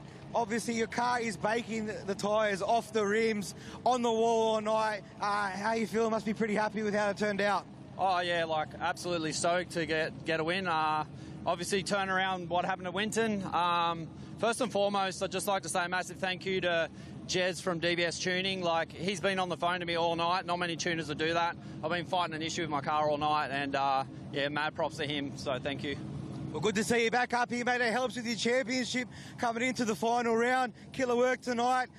Thanks, bro. As we go in second place tonight, both Show Yates. Once again, mate, killer work. Obviously put on a show for the crowd, straight out there in qualifying on that wall, consistent all night. Only really thinking that battle was obviously getting a little bit lost in the smoke there from Brad. Yeah, absolutely. It's really tight over the back there, and Brad's car makes so much bloody smoke. So I switched, and I knew it was probably a little early, and I was trying to get a bit of a gap back, but yeah, I switched, ended up on the grass, and Mackie was just telling me I probably lost half a point for that. But, you know, he's done exceptionally well tonight, and Rob was clearly killing it out there as well. And obviously with the walls tonight, it's added another element to the figure 8. So it's a bit of excitement for everyone here that's watching. And, you know, I can't complain. The cars, you know, I ran into Jabs first thing tonight. Crashed into the wall a little bit earlier, so, you know, the Toyota genuine parts, you know, Hypertune Toyota 86, it's a good little car, and I'm just happy to be back up on the top step because I've had a shocker this year. Yeah, 100%, mate. Well, obviously it's all worked for you tonight. Good to see you back up here. Coming into the final round, you're going to be up there in the championship, mate. Yeah, thanks, mate. In third position tonight, rounding out your podium, the man on a bloody mission, Robert Arbolino. Crazy runs tonight, mate. Running that wall, the car absolutely cooking. Ended up cooking the engine in that final battle, but well done, mate. You deserve to be up there. Well, considering I didn't get to battle until my top 4, it was a pretty boring night. All I did is sat down and eat pizza. Yeah, the walls definitely threw a curveball at it, like we knew it was going to happen. So I think it sort of separated the boys from the men, and we came through. The car's not so good. It's a couple of hits, blown head gasket, but nothing we can't fix. I'd like to thank everyone who made this happen. Hi-Tec Oils, Achilles Radial, Famous Car Insurance, Hog's Breath Cafe, obviously my crew, Jay, Dan, all the boys in the pits, officials, and obviously the fans, everyone that stuck around and stuck out the cold. We do it for you. That's the only reason we're here. Thank you. Good work, mate. Obviously keeping that championship podium alive. All you guys are going to be tight coming into the last round, so we'll see how it all goes. In fourth position there, rounding out the top 4, Mitchell Jeffries, mate. Good to see you back up here. Consistent runs all again tonight. Just getting a little bit lost in the smoke with Rob. Yeah, Rob's car does put a lot of smoke out there, but the good rides were, you know, getting me behind him pretty well, but just not enough for the old Hi-Tec Oils 350 there. So we'll get there one day. Well, that's good, mate. Well, we're going to be up there. That's going to move you up in the championship. You'll be sitting in the top 4 now. So come that last round, you have a chance to get up there. Hopefully you push hard, and we'll see how it turns out for you. Yeah, thanks, man. I'll be here next time and pushing each harder. Good work, mate. Cheers. All right, that rounds out your podium. We'll move down to the podium down here, guys. Thanks for watching. Don't go anywhere. Let's go. Just go down the podium. We're going to get straight on to victory skids now. Get the guys back in the cars. Blow the last pair of tyres off.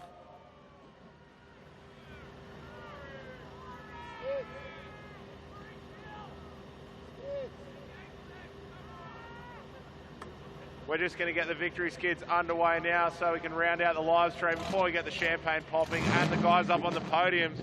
But just so you know, all you guys down in the pits, we have had an updated championship ladder. Going into this, it was so incredibly tight. Sorry, we're just going to have a quick interview with Warwick first. 1 second. My boy Wazza, congratulations, mate. Real good drive tonight. All right, I'm here with Warwick Hill. Top of the hills at the moment, mate. You're absolutely destroying your brother out here. Consistent runs all again tonight. You'd obviously doing the Pro-Am series and the Pro is paying off for you. How'd you find tonight? Are you happy with it?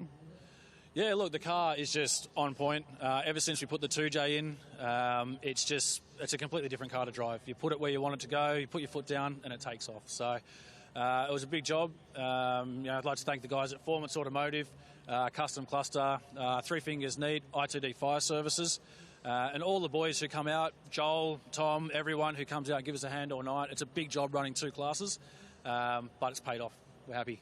100%, man. You're getting really consistent in that car, and like all the driving's paying off. You have to get your brother back out here so you guys can fight for a battle out there again. So good to see you in round 5. You're going to be at the top of that Pro-Am Championship fighting for it. Let's see how it all turns out for you. Fingers crossed. Cheers, brother. No worries, mate. All right, we'll head down the podium, guys. Before we pop the champers, we will see some victory skids. But while these guys are torching that last pair of tyres off, I just want to give you all a bit of an update on the championship ladder. So we knew that the top 4 was separated by only a small number of points, but now we have the confirmation that Brad Toohey is now leading our championship on 320 points, followed only closely by 9 points by Rob Arbolino with 311, and then Bo Yates on 301 behind there. So that's how our top 3 sits in the championship ladder as they torch tyres out. Thank you so much to everybody who joined us on motorsportstv.com.au, on the Facebook live stream, and most importantly, down here live in person. We still have one more round this year before we round it out and crown our 2017 Drift All-Star. So be back, keep an eye on the Hi-Tec Drifting Australia Facebook page for updates, and we'll be back later in the year. See you there.